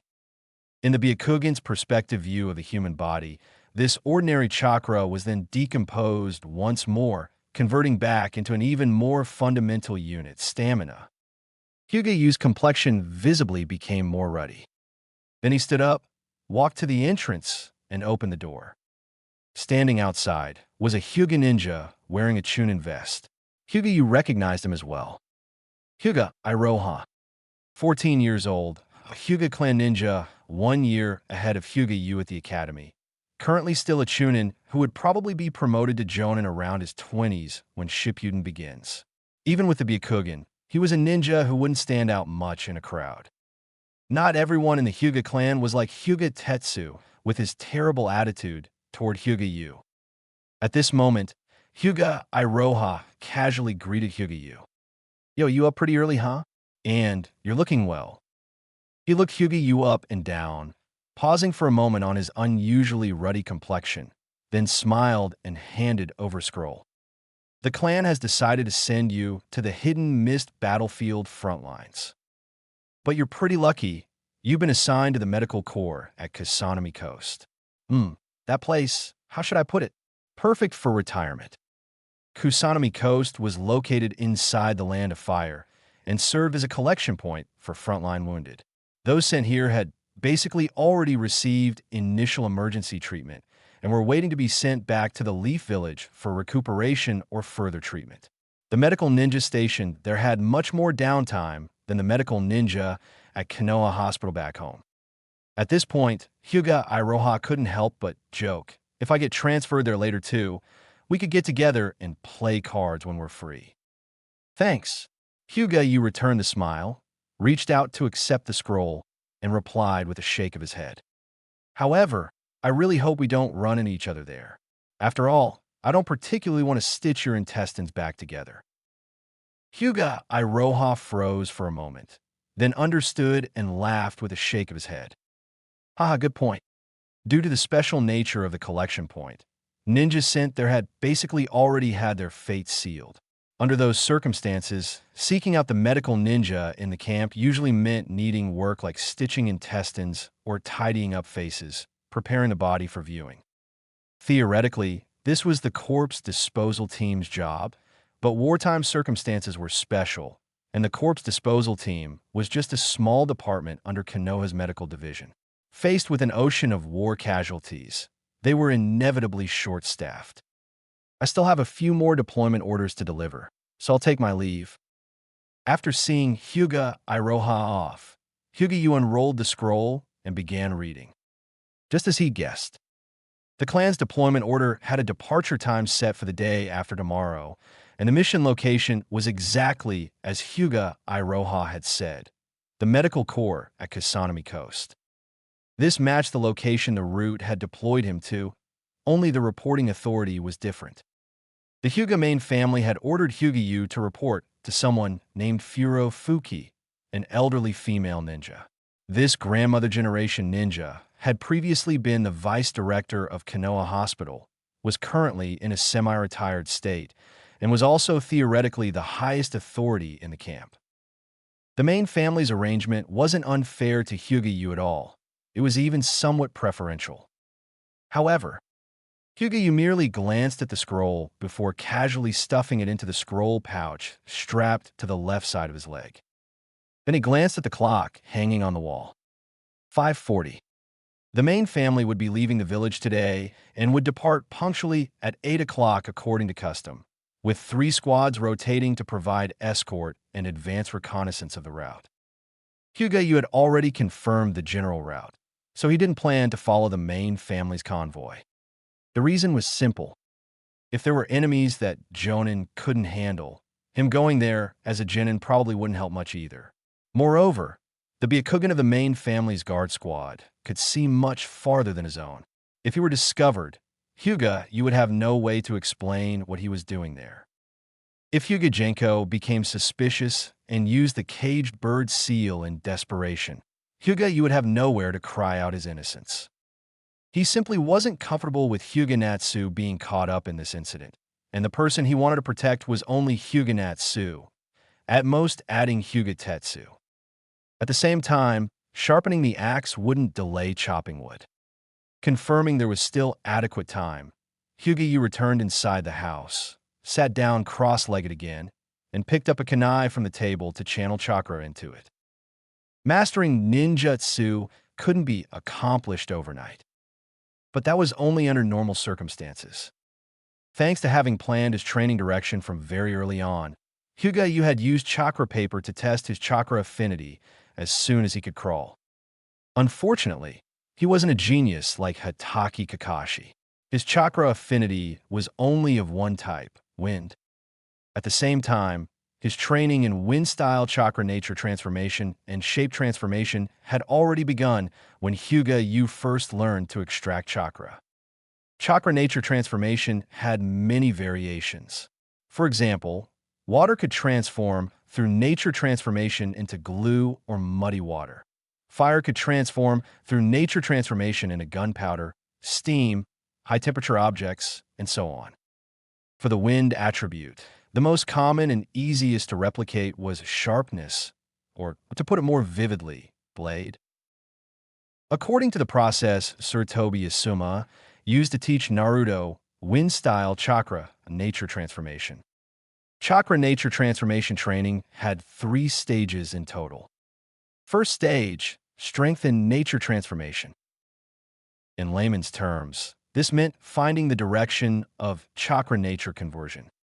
The process was also simple. Channel chakra into a leaf until the leaf showed signs of splitting or cutting. Second stage, increase the instantaneous transformation volume. In Shippuden, Naruto trained this by summoning a bunch of clones to cut through a waterfall, highlighting the brute force approach with shared experience. Hyuga didn't have that much chakra, so he used a grinding approach. Whenever his stamina was sufficient, he would attempt to fuse wind-style chakra to cut into the ground or a large rock placed not far from his front door. After a full 7 years of grinding work, that rock riddled with holes was finally split in 2 by Hyuga with a barehanded press. And when Hyuga emptied all his chakra, except what was needed to sustain life, he could use chakra alone to cut a groove about 1 millimeter thick and 3 meters deep straight down into ordinary ground. It wasn't that Hyuga couldn't cut deeper than 3 meters, but that his chakra reserves only allowed him to cut that much. Training to the point of being able to release all one's chakra in an instant meant this stage of training was perfectly complete. The third stage, also the most difficult. Fusion with jutsu. Naruto nearly destroyed himself training this stage. The process of fusing wind style with the Rasengan continuously ravaged his hand meridians.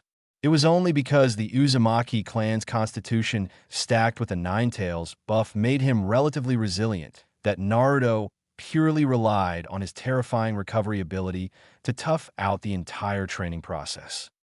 However, for Hyuga who possessed the Byakugan and new Gentle Fist, this was actually the simplest step. Just like right now, Hyuga deftly gripped the kunai and channeled chakra into it.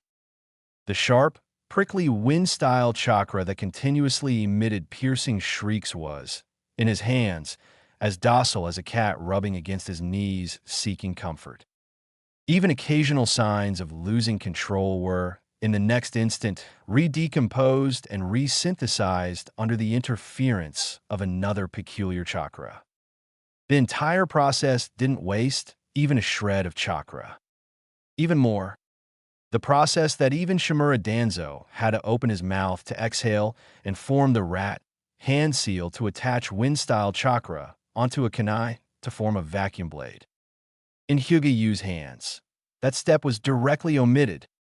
In the next instant, a pale yellow wind blade approximately 1 meter long, continuously emanating sharp sword energy, suddenly extended from the kunai Hyuga gripped. In truth, Hyuga had already mastered 2 types of nature transformation for his chakra. The first was the nature transformation of wind release chakra. The second was a highly unique form of chakra based on the Hyuga clan's innate Kekkei Genkai, the Byakugan, combined with the pride of the clan's martial arts, the taijutsu-style gentle fist art of the 8 trigrams. This chakra did not have a specific formal name. To the members of the Hyuga clan, it seemed to be a commonplace, unremarkable part of their existence. Yu, however, named it Byakugan chakra. After careful comparative research, Yu unexpectedly discovered that this chakra possessed characteristics that ordinary shinobi could not comprehend at all. A common misconception needs to be clarified here. The Hyuga clan's gentle fist should not be simplified as just a martial art or taijutsu similar to Tai Chi that focuses on striking pressure points. Even describing it as nin taijutsu doesn't quite fit. More accurately, it is a secret technique developed based on their Kekkei Genkai. After activating the Byakugan, a Hyuga member can see the entire chakra pathway system.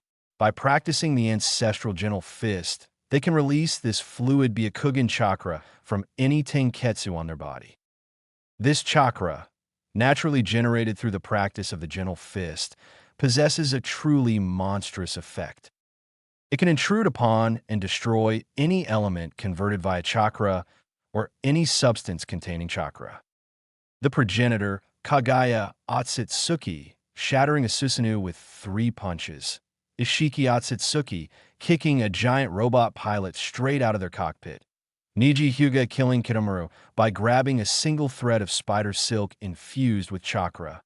All of these were essentially manifestations of this special chakra's effects.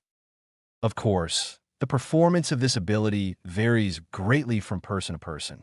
You speculated that the effectiveness was tied to the quantity of chakra, chakra control, and the qualitative grade of the chakra itself. At the very least, based on Yu's own practical tests, his Byakugan chakra couldn't even be projected outward as a protective shroud. If he were to punch a dozens of meters tall Susanoo, he would likely only cause a tiny ripple. Currently, this ability was limited to helping him decompose the chakra refined within his body, allowing him to safely practice unstable ninjutsu. From this perspective, the Hyuga clan's heritage was not inferior to that of the Uchiha clan. Once he understood the characteristics of the chakra generated by the Byakugan, you understood what the 80 Gods vacuum attack actually was. That's right, it was essentially the 8 trigrams vacuum palm struck 80 times in rapid succession. The principle behind Kagaya Otsutsuki's 80 Gods vacuum attack was no different from the vacuum palm used by an ordinary Hyuga shinobi. The ancestors truly hadn't held anything back. The strongest taijutsu in the Shippuden era was practically a manual distributed to every Hyuga member. Unfortunately, their descendants were far too rigid. As long as it was something passed down from the ancestors, they inherited it all, good or bad. The main and branch house system, the gentle fist, the refusal to learn ninjutsu, they didn't distinguish between the useful and the outdated. If it came from the ancestors, it was good. Surely the ancestors wouldn't harm me? Because the Otsutsuki had no concept of jutsu, the traditional Hyuga clan, despite being top tier in terms of chakra control, simply refused to learn ninjutsu. Why learn such garbage ninjutsu?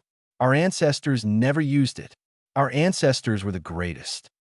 In truth, practicing those flashy techniques might have been useless anyway.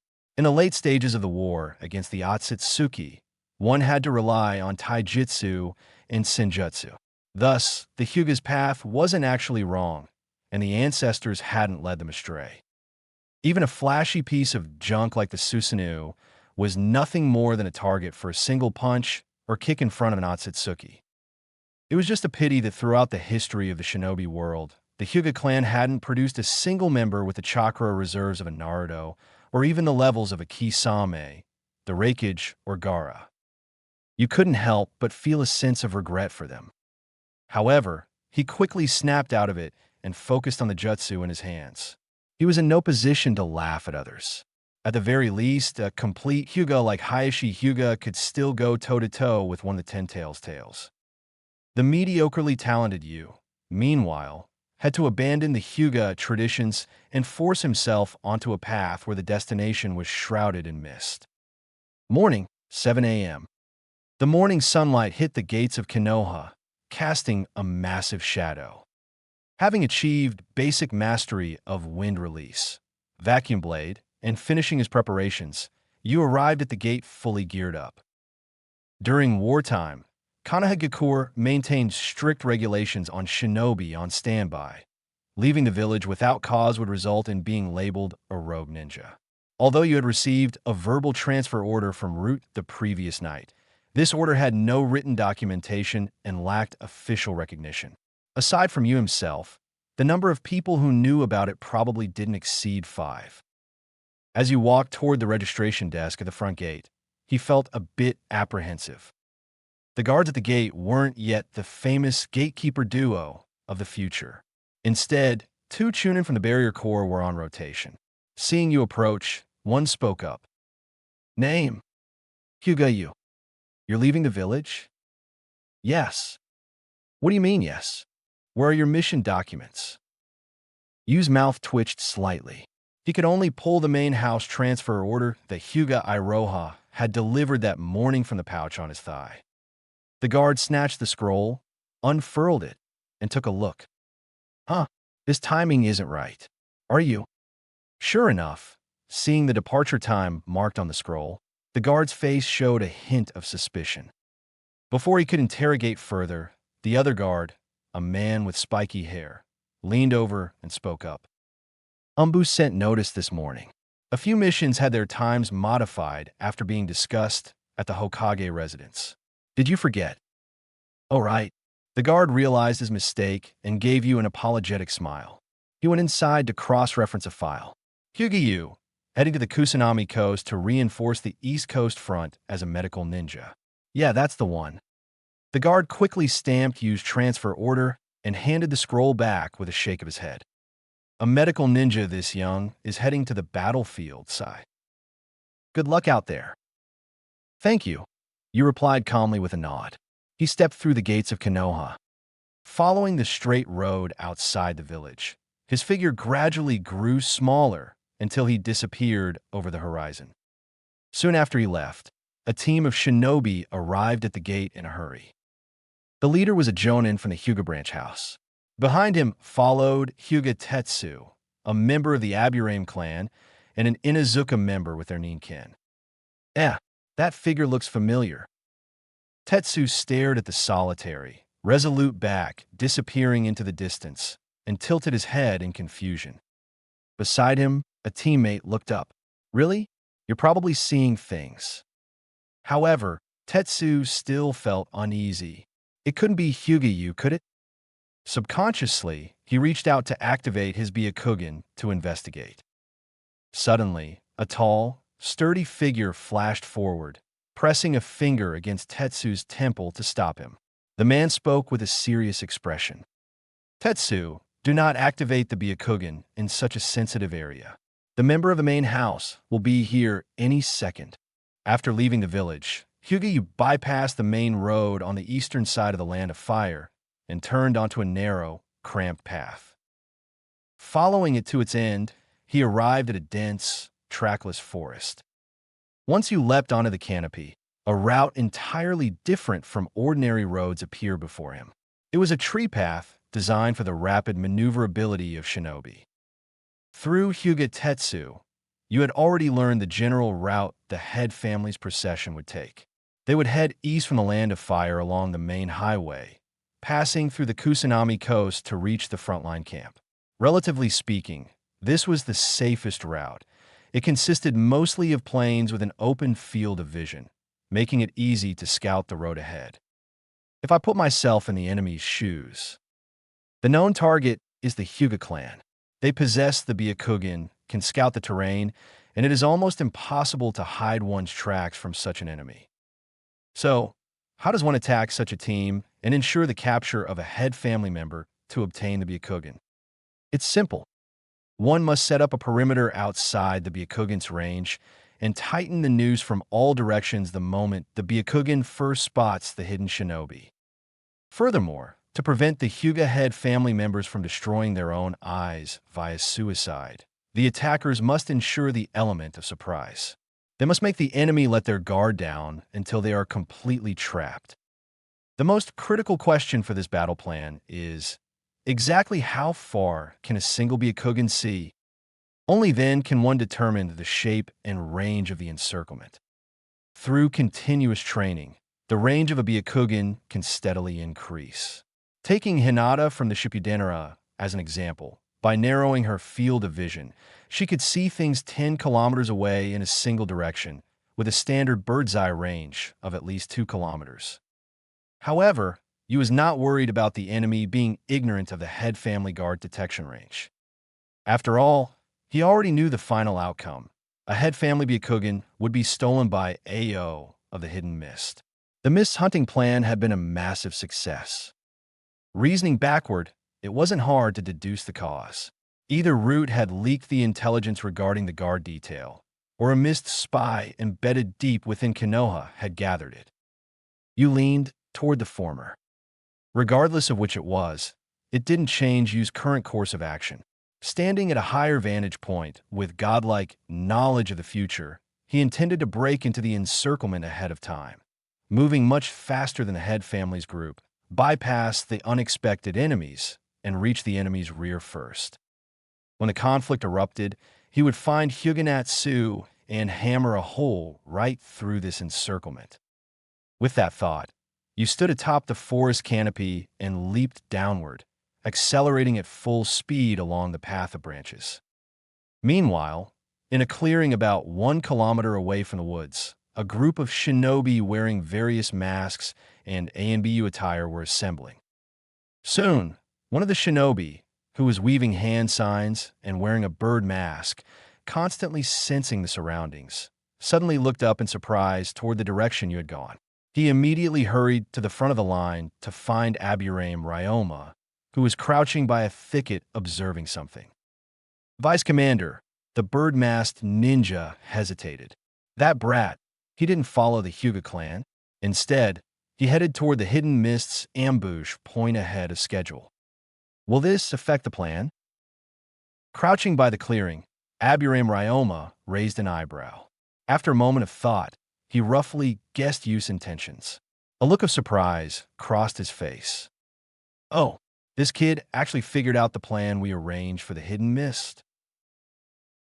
We arranged. The bird-masked root ninja was stunned. Vice Commander, aren't we here for a patrol? Huh.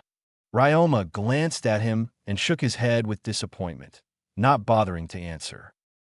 As a member of Root, the very center of Konoha's intelligence, to not even know why he was there meant he was either faking it or truly an idiot. Ryoma had no desire to speak with fools. The bird-masked ninja realized he might have overplayed his ignorance and quickly offered a sheepish apology. My mistake, Commander. I understand. But aren't we here to stop the Mist from intercepting the Byakugan? If we let that kid act, won't it alert the enemy? Wrong. Ryoma shook his head, a cold glint flashing in his eyes as he spoke indifferently. The life or death of the Hyuga clan has nothing to do with us.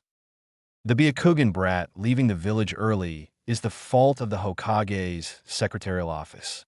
Lord Danzo never gave an order to secure the Byakugan.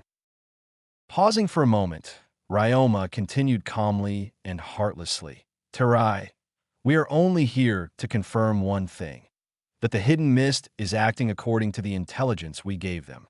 Regarding everything else, we are mere spectators. We will not interfere, lest the big fish that finally bit the bait slips off the hook. As for that Byakugan brat, let him go.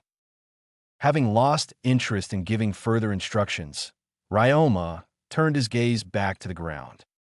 Down in the bushes, a mantis crouched among the branches, silently eyeing a grasshopper below and wordlessly raising its scythe. Just outside the thicket, a siskin with golden tail feathers watched the predatory mantis with greedy eyes. And from a higher vantage point, Ryoma pushed up his sunglasses, a cryptic, twisted smile playing on his lips. At the same time, much further away, in front of a crescent-shaped cliff, a brown-haired shinobi running at full speed arrived. He looked around cautiously and wove hand signs to trigger a barrier at his feet. Soon, ripples appeared on the cliff face. A young jonin with a four-mist headband and spiky blue hair stepped out, his face commanding natural authority. Lao Jiao.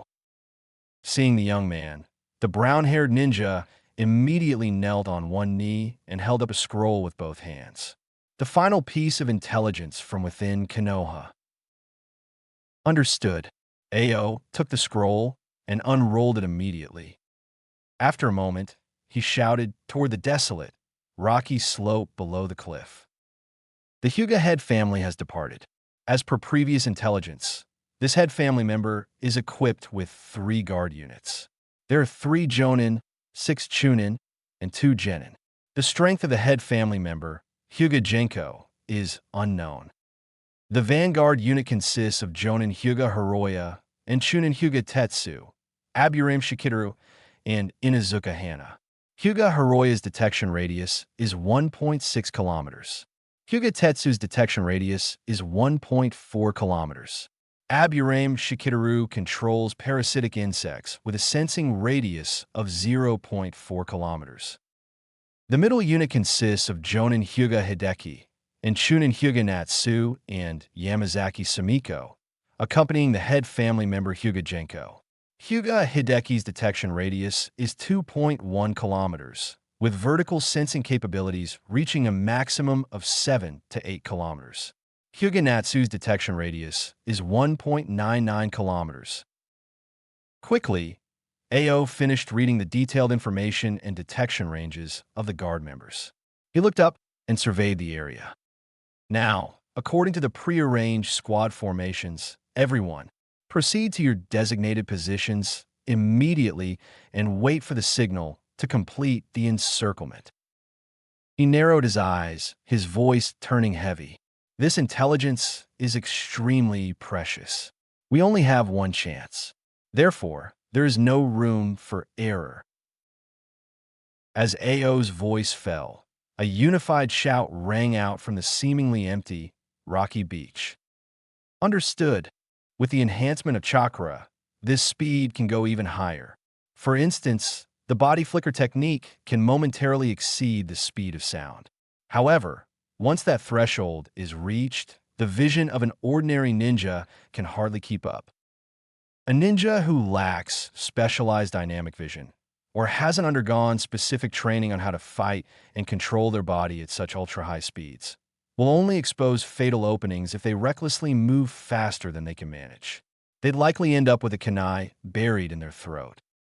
Even so, this was a displacement speed that far surpassed any sprinting champion from Hyuga U's previous world. At this moment, the whistling wind whipped past his cheeks, and the hair at his temples and neck danced backward along the wind's trajectory. In just about an hour, Hyuga Yu had covered nearly 100 kilometers, crossing the Konoha training grounds and the Forest of Death to arrive at an unnamed forest on the eastern side of the Hidden Leaf Village. Continuing at full speed for another 4 hours would bring him to the Kusami coast. However, Yu came to a halt in a clearing within the forest. He took a couple of heavy breaths, adjusting his respiration while retrieving a military rations pill from the pouch on his lower back and tossing it into his mouth. Despite his meager chakra, roughly at A stamina, Jing 2 level, half that of Inada as a young child, this amount was still sufficient to support you in a full-speed sprint for over 3 hours. The reason he stopped now wasn't due to a lack of chakra. It was because he felt a sensation of being watched. Sensory ninja can perceive one another. For example, when Sasuke crashed the 5 Kage summit, the Cloud Ninja C and Karen sensed each other's presence. The only difference was that Karen used Kagura Shurgan, mind's eye of the Kagura, to pinpoint his location instantly, while C required a period of careful sensing to confirm hers. Note, this excludes non-chakra-driven perception. For example, when a Byakugan user and a standard sensory ninja perceive each other, the Byakugan user can see the opponent and feel the opponent's chakra-based search. However, a standard sensory ninja cannot detect the gaze of a Byakugan user falling on them from over a kilometer away.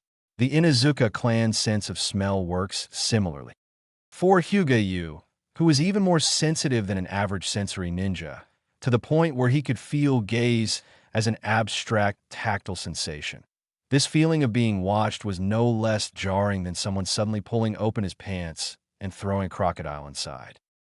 Yu immediately tilted his head up slightly, the veins around his eyes bulging with intensity. Byakugan. His god's perspective vision expanded instantly, covering a 1-kilometer radius.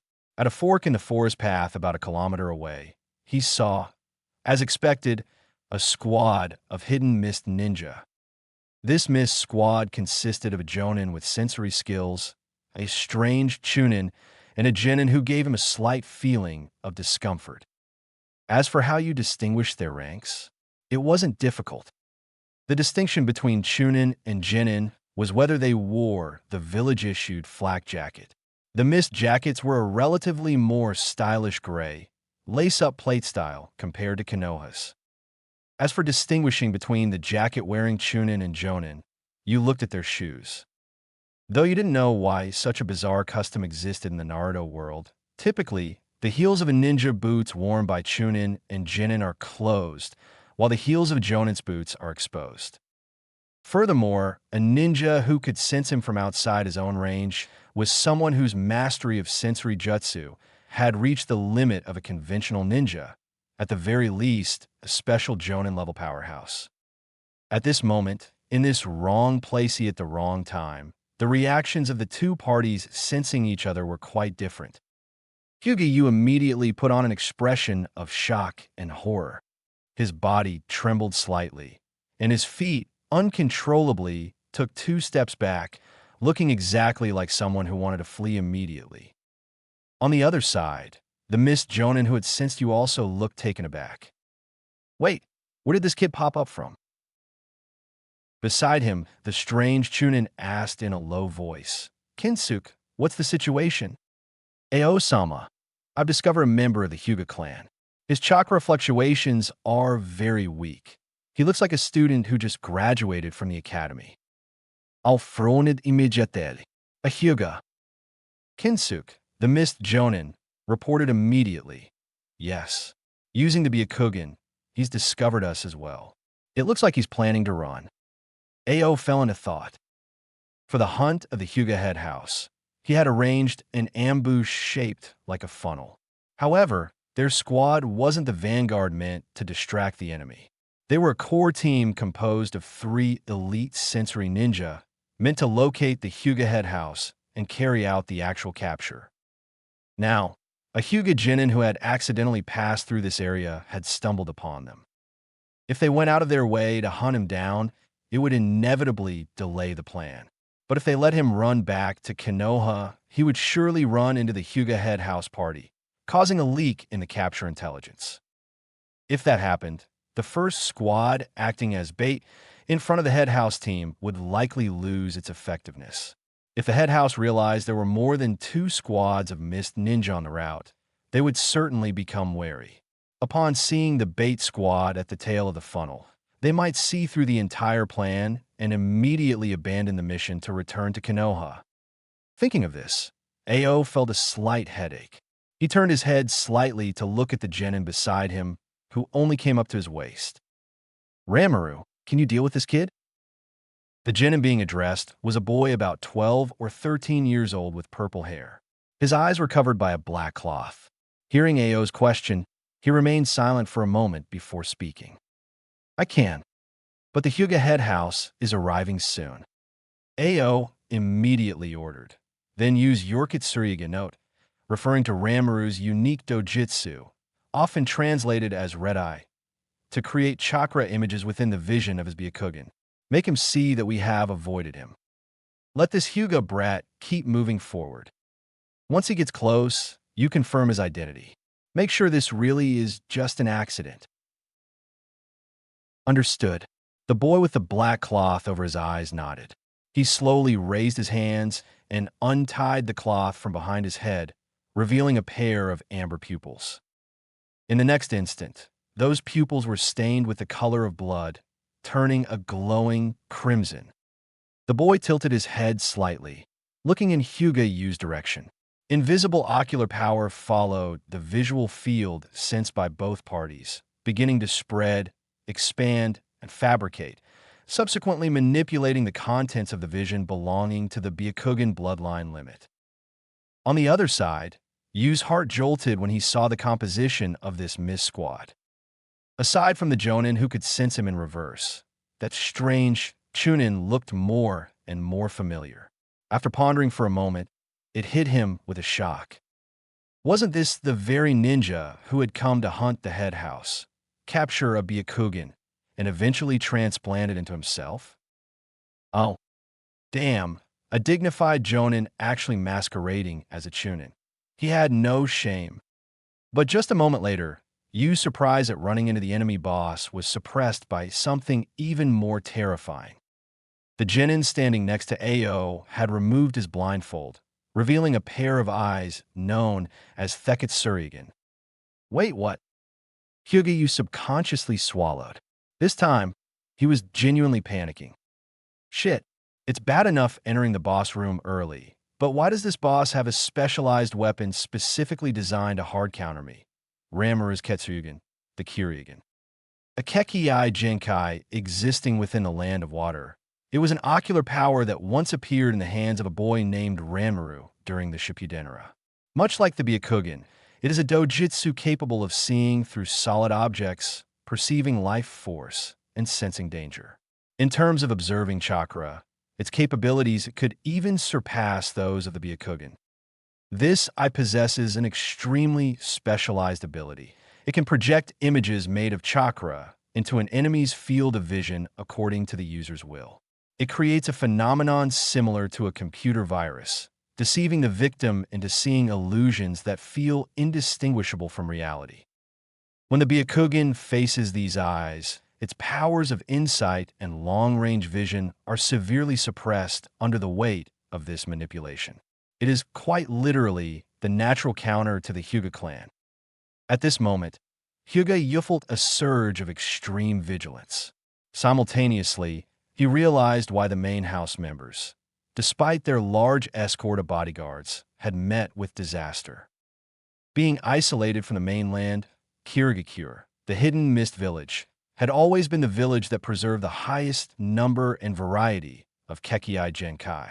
From Typhoon Release, Lava Release, and Boil Release to the Shikatsumiyaku, Macabre Bone Pulse, Ice Release, and Dark Release, the mist possessed a staggering array of bloodline traits. Combined with the Hozuki clan's secret techniques and the unique 7 ninja swordsmen, these diverse abilities built a war machine with potential no less formidable than Kumobikure. Before the Bloody Mist policy fully took hold, even though the village enforced high-pressure internal tactics, the systematic persecution of Kekii Genkai shinobi had not yet begun. It wasn't surprising at all that they could field a hard counter like the Kyuryagan against the Byakugan. Moreover, unlike the Sharingan, the dojutsu released by these red eyes was not a standard genjutsu that could be dispelled. It was a bloodline trait specifically designed to sabotage visual perception. Just like now.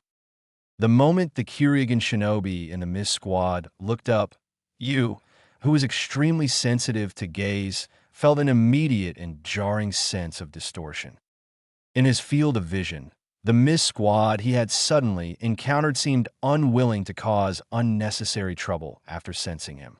Instead, they immediately veered off in another direction, widening the gap between them and Yu as they detoured. They had seemingly yielded the path leading to the Kusanami coast.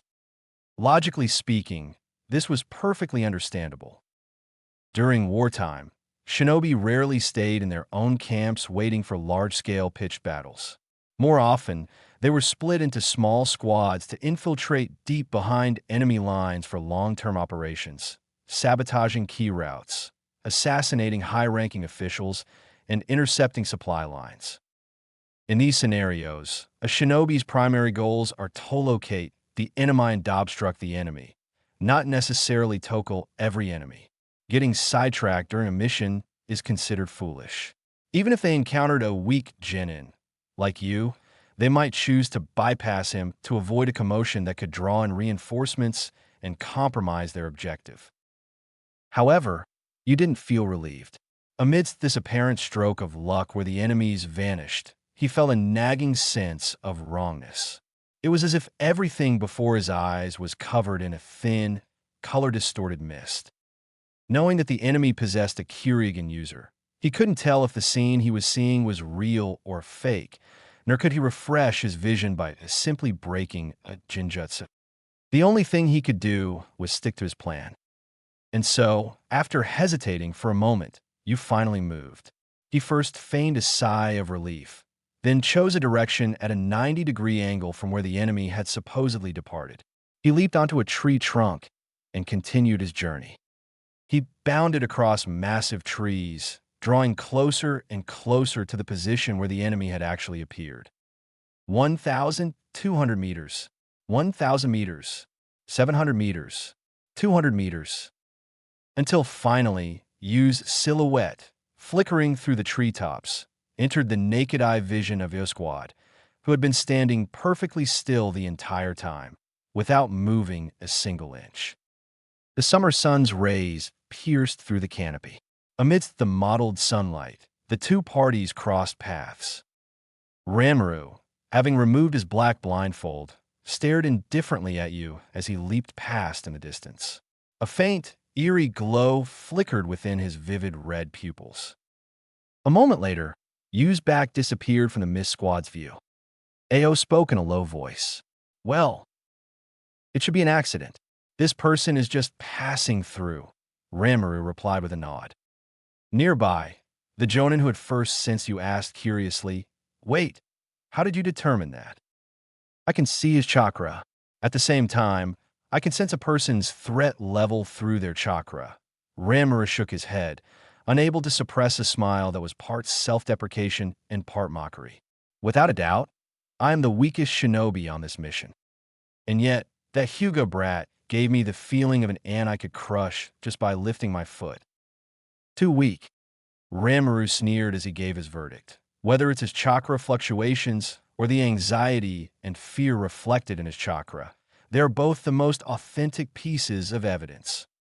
"Don't be careless," Al-Barkid. Though he felt the same, he hadn't sensed even a shred of threat from you. He still maintained a stern face as he reprimanded his subordinate. He shook his head and signaled with his hand. "Continue waiting here. Wait for the vanguard to fire the signal flare." On the other side, you, unable to discern if he was still within the detection range of that mist squad, sprinted for another kilometer before the distorted vision finally returned to normal. At that moment, he confirmed that the group of mist shinobi and the Kyurigin user had indeed used their ocular power to tamper with what he saw. The sight of the mist squad detouring and retreating was entirely false. But he didn't stop. He pushed on for about 5 more kilometers before finally coming to a halt. He took a deep breath. He had successfully cleared the most dangerous stretch of the path and, according to plan, had reached a point behind the enemy's encirclement. And now, the roles of hunter and prey were about to flip. With that thought, Yu's eyes snapped open. The veins around his temples bulged violently as he rapidly refined his chakra, flooding it in massive quantities into the meridians of his eyes. Byakugin. Yu's field of vision began to narrow and lengthen. Instead of seeing everything within a 1-kilometer radius in exhaustive detail, his sight transformed, similar to a flashlight in the dark, casting a straight, cylindrical beam of light. Yu's vision expanded further and further, until he could see an area roughly 72 degrees wide, 200 meters across, and 7 kilometers long. Yu controlled his vision, sweeping it around in a sudden arc. Within this range, every squad of mist shinobi hiding in the shadows, quietly awaiting the arrival of the main house, was locked onto by his gaze. The locations of each mist squad formed a trumpet-shaped map in his mind. Then, you suddenly looked up toward the narrow end of that trumpet. There, 2 specialized smoke bombs were tossed into the sky one after another, colliding in mid-air. Bang! A thick red mist began to drift above the forest. Simultaneously, the squads of mist shinobi began charging toward the center of the encirclement. He let out a heavy breath. Thud! He lowered the massive wooden box he had been carrying on his back. Then, from within it, he slowly drew out a 2.2-meter long great bow. The group from the Hyuga main house, traveling at the standard overland speed for shinobi, arrived at an unnamed forest nestled between the Forest of Death and the Kusanagi coast. At this moment, they were entirely unaware that they had already stepped into a Kirigakure ambush.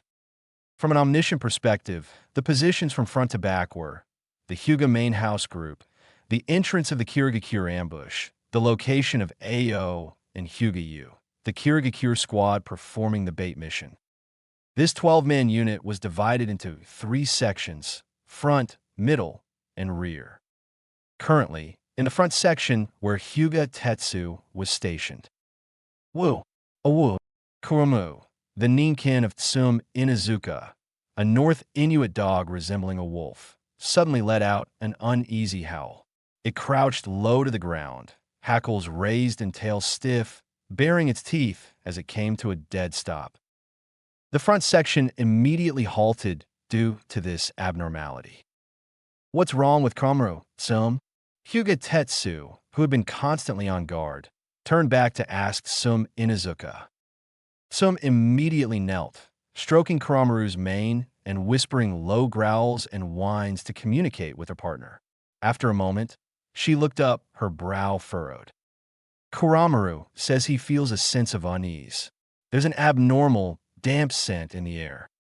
An adult dog's sense of smell can detect a human scent from 400 to 500 meters away, but especially bred Ninkin like Kuramaru can smell specific items from 5 to 8 kilometers away. Tools commonly used by shinobi, such as kunai, shuriken, and paper bombs, are a primary focus of their training. Hyuga Tetsu immediately asked, "Does he smell shinobi or an ambush?" No, sumifronith. It's possible Kuramaru is just being overcautious. Hearing this, the Jonin leader of the front section, Hyuga Hiro, nodded. Better safe than sorry. Let's scout ahead first. He turned to Hyuga Tetsu and commanded, Tetsu, go relay the message to young Master Akari in the middle section. I'll activate the Byakugan to scout from here.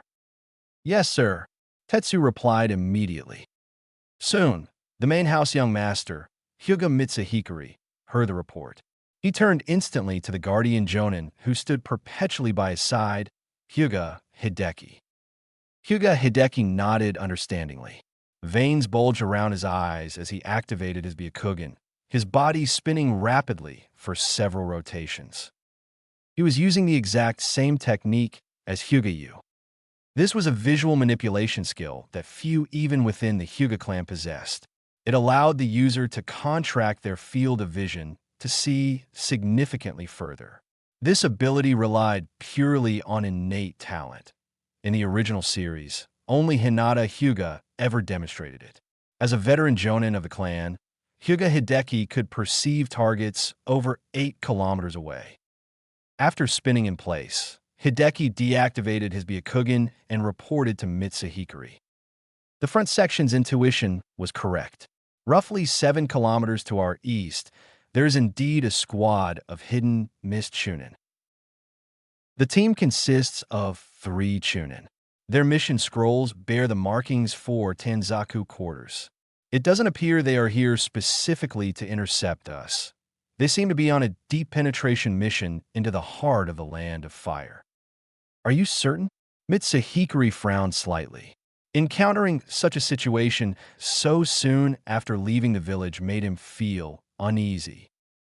Hyuga Hideki gave a wry, slightly amused smile before explaining seriously, Young Master Mitsuhikari, this is a common occurrence. Shinobi combat isn't always what you imagine. It's rare to have massive armies clashing or sieging cities. Besides, they only have 3 Chunin. They wouldn't be stupid enough to try and assassinate a full 12-man squad like ours. If you're still uneasy, we can stall for a moment, eliminate those 3, and then continue our journey. No. Mitsuhikari's brow tightened. his gaze darkening. We take a detour. A detour? Hearing this, not only Hideki, but also the reporting Tetsu and the guard Hyuga Natsu looked over in surprise. I cannot rule out the possibility that they are bait, Mitsuhikari said, his cold gaze sweeping over the members of his team. Therefore, even if there's only a shred of risk, it must be completely eliminated. This sudden anomaly reminded Mitsuhikari of the heavy fog that had erupted around the Hyuga clan compound the night before their departure. Members of the Hyuga main house were not all sheltered fools. On the contrary, the main house was composed of several branches, all vying for the seat of the head family. Many main house members realized that their status wasn't actually that different from the branch house. As long as they didn't have the cage bird seal, they still had to work like dogs for Hayashi Hyuga's direct lineage. Translator's note: like Ko Hyuga, Hinata's guardian, who was also main house but referred to himself as a servant to the heir. Growing up in an environment of constant political intrigue, Mitsuhikari lacked experience as a shinobi, but he was far from stupid. He understood very well just how filthy human beings could be. Thinking of this, Mitsuhikari suddenly turned his head coldly toward the messenger, Hyuga Tetsu. Hyuga Tetsu. Tetsu instinctively dropped to one knee. Here. Mitsuhikari gave a cold command. Use the transformation jutsu and disguise yourself as me. He then looked at his guardian Jonin. Hideki, leave a shadow clone in middle section. Your true self will stay by my side at all times. Hyuga Tetsu froze in place. After a moment of hesitation, he looked up and asked, then, what about you, young master? Where are you going? Mitsuhikari flashed him a kind smile, a smile like a fox wearing human skin. Tetsu, don't be nervous. You know this is just a precaution. Once the mission is over, I will personally guide your training. He paused, as if realizing that wasn't enough insurance, and added an even more hypocritical grin. I recall now, didn't you go looking for that Hyuga yesterday? Was it because he received an appointment letter from Elder Takahiro? When this mission is over, I will. He turned to look at the silent Hyuga Natsu. And you, Natsu, you are both reliable children. I believe you are fully qualified to work within the main house, to enter the very core of our clan. So, Mitsuhikari smiled as usual, though the expression was now chillingly false. You should know what to do, right? Of course, if you're still unwilling after I've said all this, I can find another way to persuade you. For a moment, Tetsu's throat felt bone dry. He looked up and saw the young master of the main house, raising his hand. Right before his eyes, Mitsuhikari formed a specific hand seal. It was the seal to activate the caged bird. Watching this, Tetsu's body trembled slightly. His heart, once pumping with hot-blooded loyalty, felt as though it had been plunged into an ice cellar. He realized instantly that the main house was using him as a body double. Even though they were facing a squad of mischunin that supposedly posed no risk, the high and mighty main house member wasn't just using the caged bird to force him into obedience. He was offering generous rewards as well. Tetsu didn't know how to refuse, nor did he have a right to. But for the first time in his life, he felt a crushing sensation known as humiliation. It was an invisible boot stomping on his face, treating him like an object, all while hiding behind the hypocritical mask of a fox. In that moment of daze, Hyuga Tetsu finally began to understand why Hyuga had rejected the elder's appointment letter. Left behind in the middle company was Hyuga Tetsu, who had transformed into Hyuga Genko's likeness. He stood dazed in the clearing, unable to snap out of it for a long time. It wasn't until the area was clear of others that Hyuga Natsu walked over with a smile, looking at Hyuga Tetsu with a strange glint in her eyes. What's wrong, Master Genko? Bleg. Hearing Hyuga Natsu's light chuckle while wearing Hyuga Genko's face, Hyuga Tetsu felt no pleasure. He didn't feel the thrill of receiving special treatment from the girl he liked after swapping identities. He just wanted to vomit. He couldn't have imagined that the main house young master, who usually acted so approachable, magnanimous, and kind, would reveal such a cowardly, sickening face once the mask was torn away. Gah! Beleg cough. Hyuga Tetsu clawed at the back of his throat, trying to force something up. He felt that if he could just throw up, he might feel a bit lighter. But with only military rations pills in his stomach to stave off hunger, he couldn't even produce a drop of bile. It was then that Hyuga Tetsu realized the thing that truly made him sick was himself. It was the version of himself that had accepted Hyuga Genko's favors, the one who feared the caged bird curse mark, feared pain, and feared losing the status, dignity, and respectable job he had held until now. Aha! However, as she watched Hyuga Tetsu's display, Hyuga Natsu let out a cold, mocking laugh. Hyuga Tetsu, you look pathetic, just like a dog. Hyuga Tetsu looked up in shock, seeing the girl before him acting so completely different from the image he had of her. He gritted his teeth. Natsuyu. Hyuga Natsu smiled thinly. If it were Yukon, he definitely wouldn't be like you. He would resist. He would bide his time. He would hold a petty grudge with extreme care, and then he would survive pathetically, licking his wounds in the dark while silently gathering strength until, finally, Hyuga Tetsu jerked his head up and asked, "Finally, what?" Hyuga Natsu simply gave a small smile. "I haven't seen that part yet." Hyuga Tetsu stared at her, biting his lip as he asked, "So, you knew from the start? That's why you chose Hyuga-yu. That's why even his joining the Foundation was because of you." There aren't that many whys and because. Hyuga Natsu shook her head and spoke calmly. Like you, I am someone who lacks the courage to change everything yet refuses to accept reality. But even people like us can hold on to hope. Since you've recognized your own mediocrity and cowardice, yet still refuse to settle for the status quo, why don't you think hard about what you can do? Hyuga Tetsu froze in place, raising his hands and examining them closely. What can I do? His mind was a mess. He looked up at Hyuga Natsu with a pleading gaze, his voice trembling. I don't know what I can do. Hyuga Natsu looked at Hyuga Tetsu with a satisfied expression, as if looking at a world-class hound. Just stay exactly like that. Yes, just like that. That innocent, lost look in your eyes. Just play the role of a hostage begging to be saved. When you are rescued, just tell them exactly what's on your mind, passionately, and without holding anything back. With that, Hyuga Natsu curled her lips into a smirk. She tucked her hands behind her back, turned around, and chased after the direction Hyuga Genko had gone. Hyuga Tetsu instinctively shouted after her, "Wait! What are you going to do, Natsu?" Hyuga Natsu didn't answer. But the look in her eyes as she watched the path Hyuga Genko had taken grew increasingly cold and sharp. At that moment, high in the distant sky, two specialized smoke bombs were thrown into the air one after another, colliding with a bang. Boom! A thick red mist drifted upward over the forest. The ambush perimeter set by the hidden mist was shaped like a giant megaphone. When the decoy team at the tail of the megaphone confirmed that the Hyuga clan main house squad had entered the designated range, they immediately fired the signal flares. The shape of the ambush perimeter rapidly shifted into an unusually long oval. At this point, there were still two ways to escape.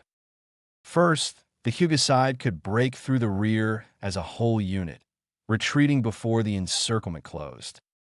Second, they could immediately gather the elite forces of all three squads and charge in a straight line, tearing through the encirclement before the blocking forces in the rear could arrive.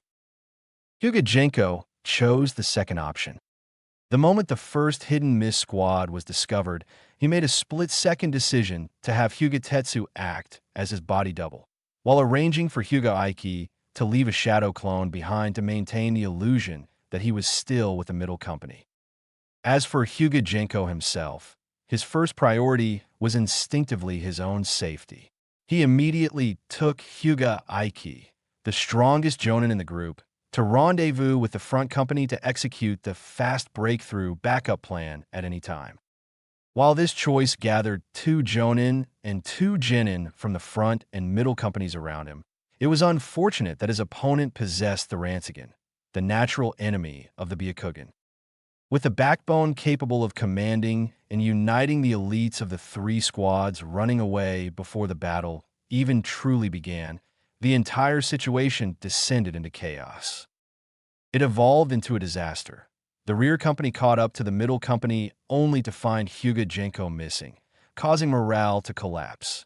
Meanwhile, under Hyuga Genko's frantic urging, the front company accelerated more and more until they were completely out of sync with the rest of the group. Soon, the 3 squads began running in different directions within the encirclement.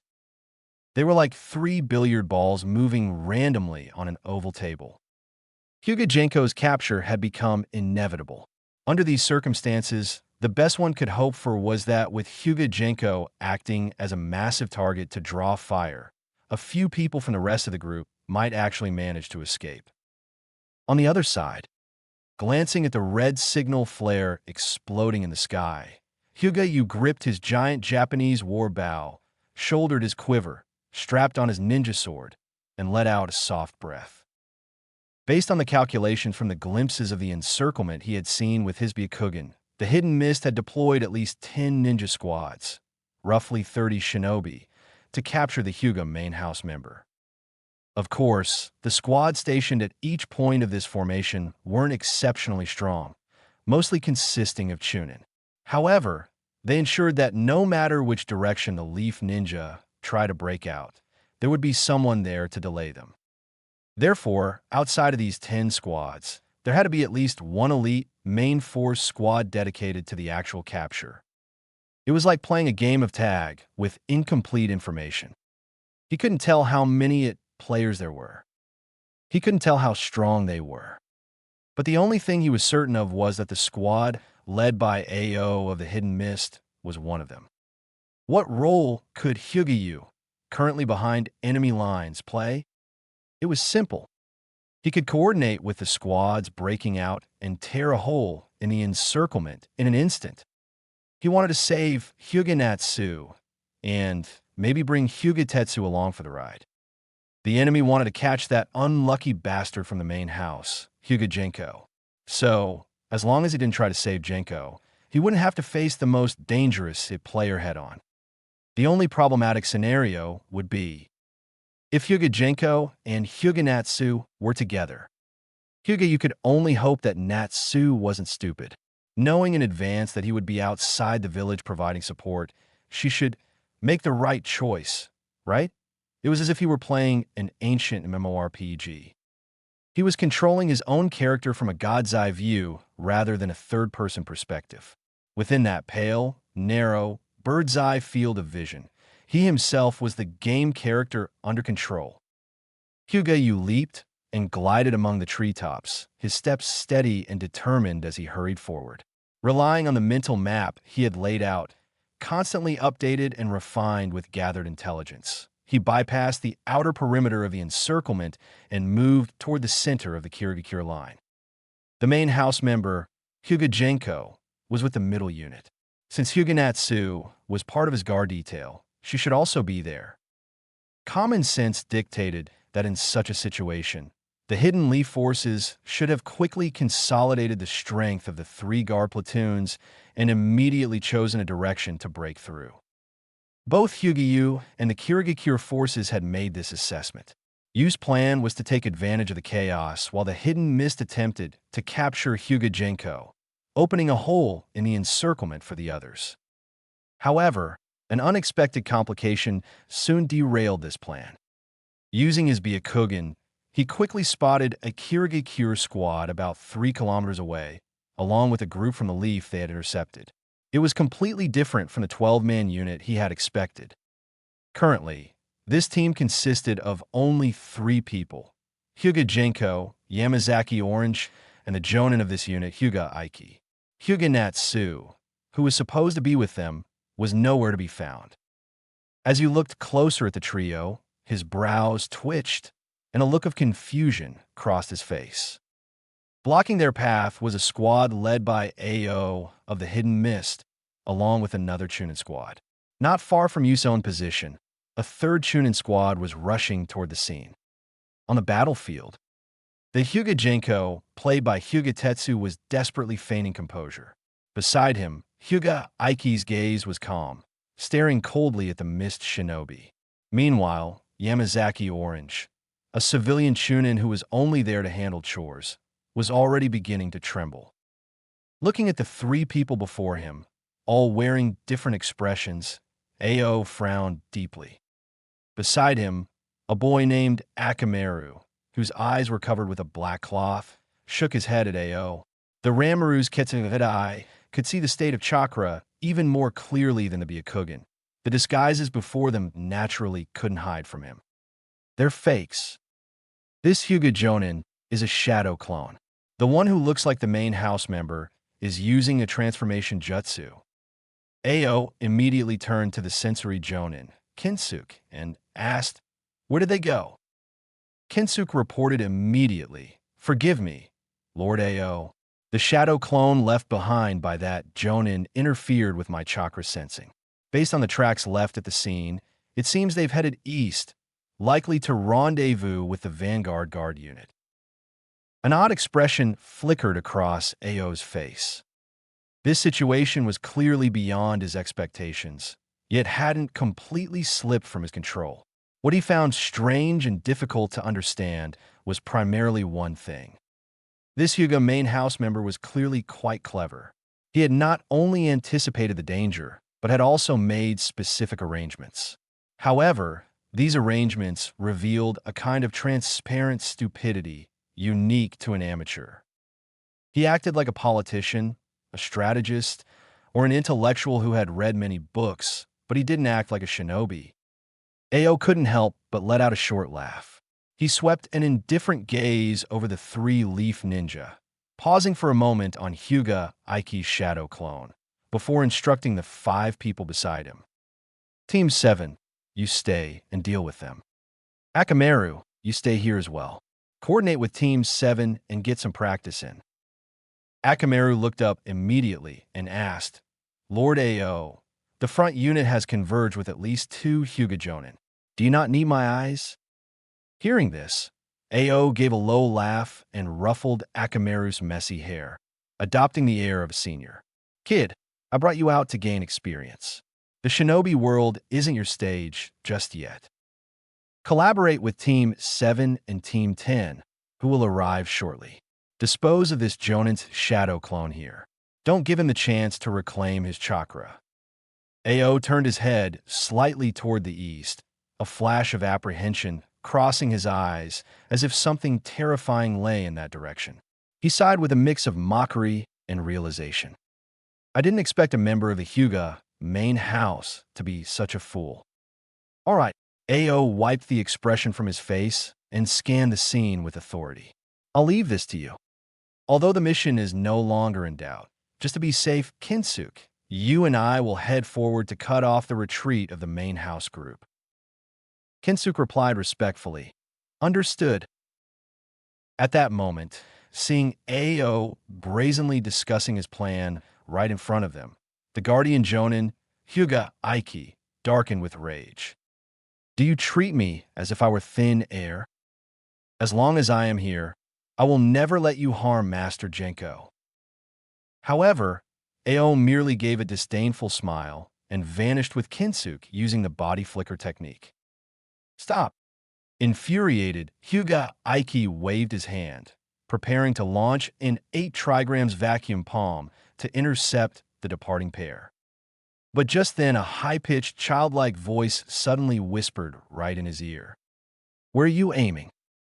Aiki spun around violently, only to find that in the blink of an eye, he was standing in a thick mist so dense he couldn't see his own hand.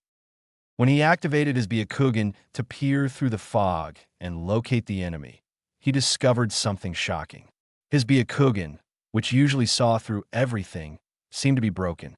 Everywhere he looked, he saw silhouettes of people with chakra pathways, hundreds of them densely packed, surrounding him completely. His expression changed drastically as he recognized the method used to restrict his Byakugan. The Ramaru Red Eye? The Red Eye could interfere with the Byakugan's vision. However, every jutsu had a weakness. The Hyuga clan had concluded that the most effective way to counter these eyes was to temporarily shut down their sensory perception and, with the coordination of teammates, attack using taijutsu ingrained in muscle memory. Though the Red Eye Kekei Genkai was powerful, those who possessed it were often physically frail. Yet, when Hyuga Aiki deactivated his Byakugan to attempt to fight using Jonin-level taijutsu, he realized that without it, he couldn't find his enemies at all within this hidden mist jutsu. He was caught in a pincer trap of logic. His single-minded fighting style was blocked at both ends. Aiki felt his scalp tingle with apprehension. He tried to dash out of the thick fog. However, three mist Chunin, experts in fighting within the mist, assailed him from different angles. For a time, even though Aiki's taijutsu far surpassed that of the mist ninja, he was unable to use his Byakugan to strike chakra points with the gentle fist. Forced to play defense by surrounding his body with chakra, he was beaten into a corner by the three Chunin, unable to break free. Within the dense mist, Akamaru, his eyes glowing a vivid red, watched the scene with amusement. He was simply waiting for the other mist squad to arrive as backup. Then, they could completely exhaust the chakra of Aiki's shadow clone and destroy it right there. Further away, Hyuga took everything in, his expression thoughtful. The Hyuga Aiki stationed here was only a shadow clone, but it still possessed Jonin-level combat power. Yet, a Jonin with the Byakugan was being rendered helpless by the targeted cooperation of one Genin and three Chunin. In that case, how should a Genin, fight? After a moment of reflection, a flash of clarity appeared in Yu's eyes. He reached into the quiver at his waist, pulled out an arrow, and knocked it to his bow.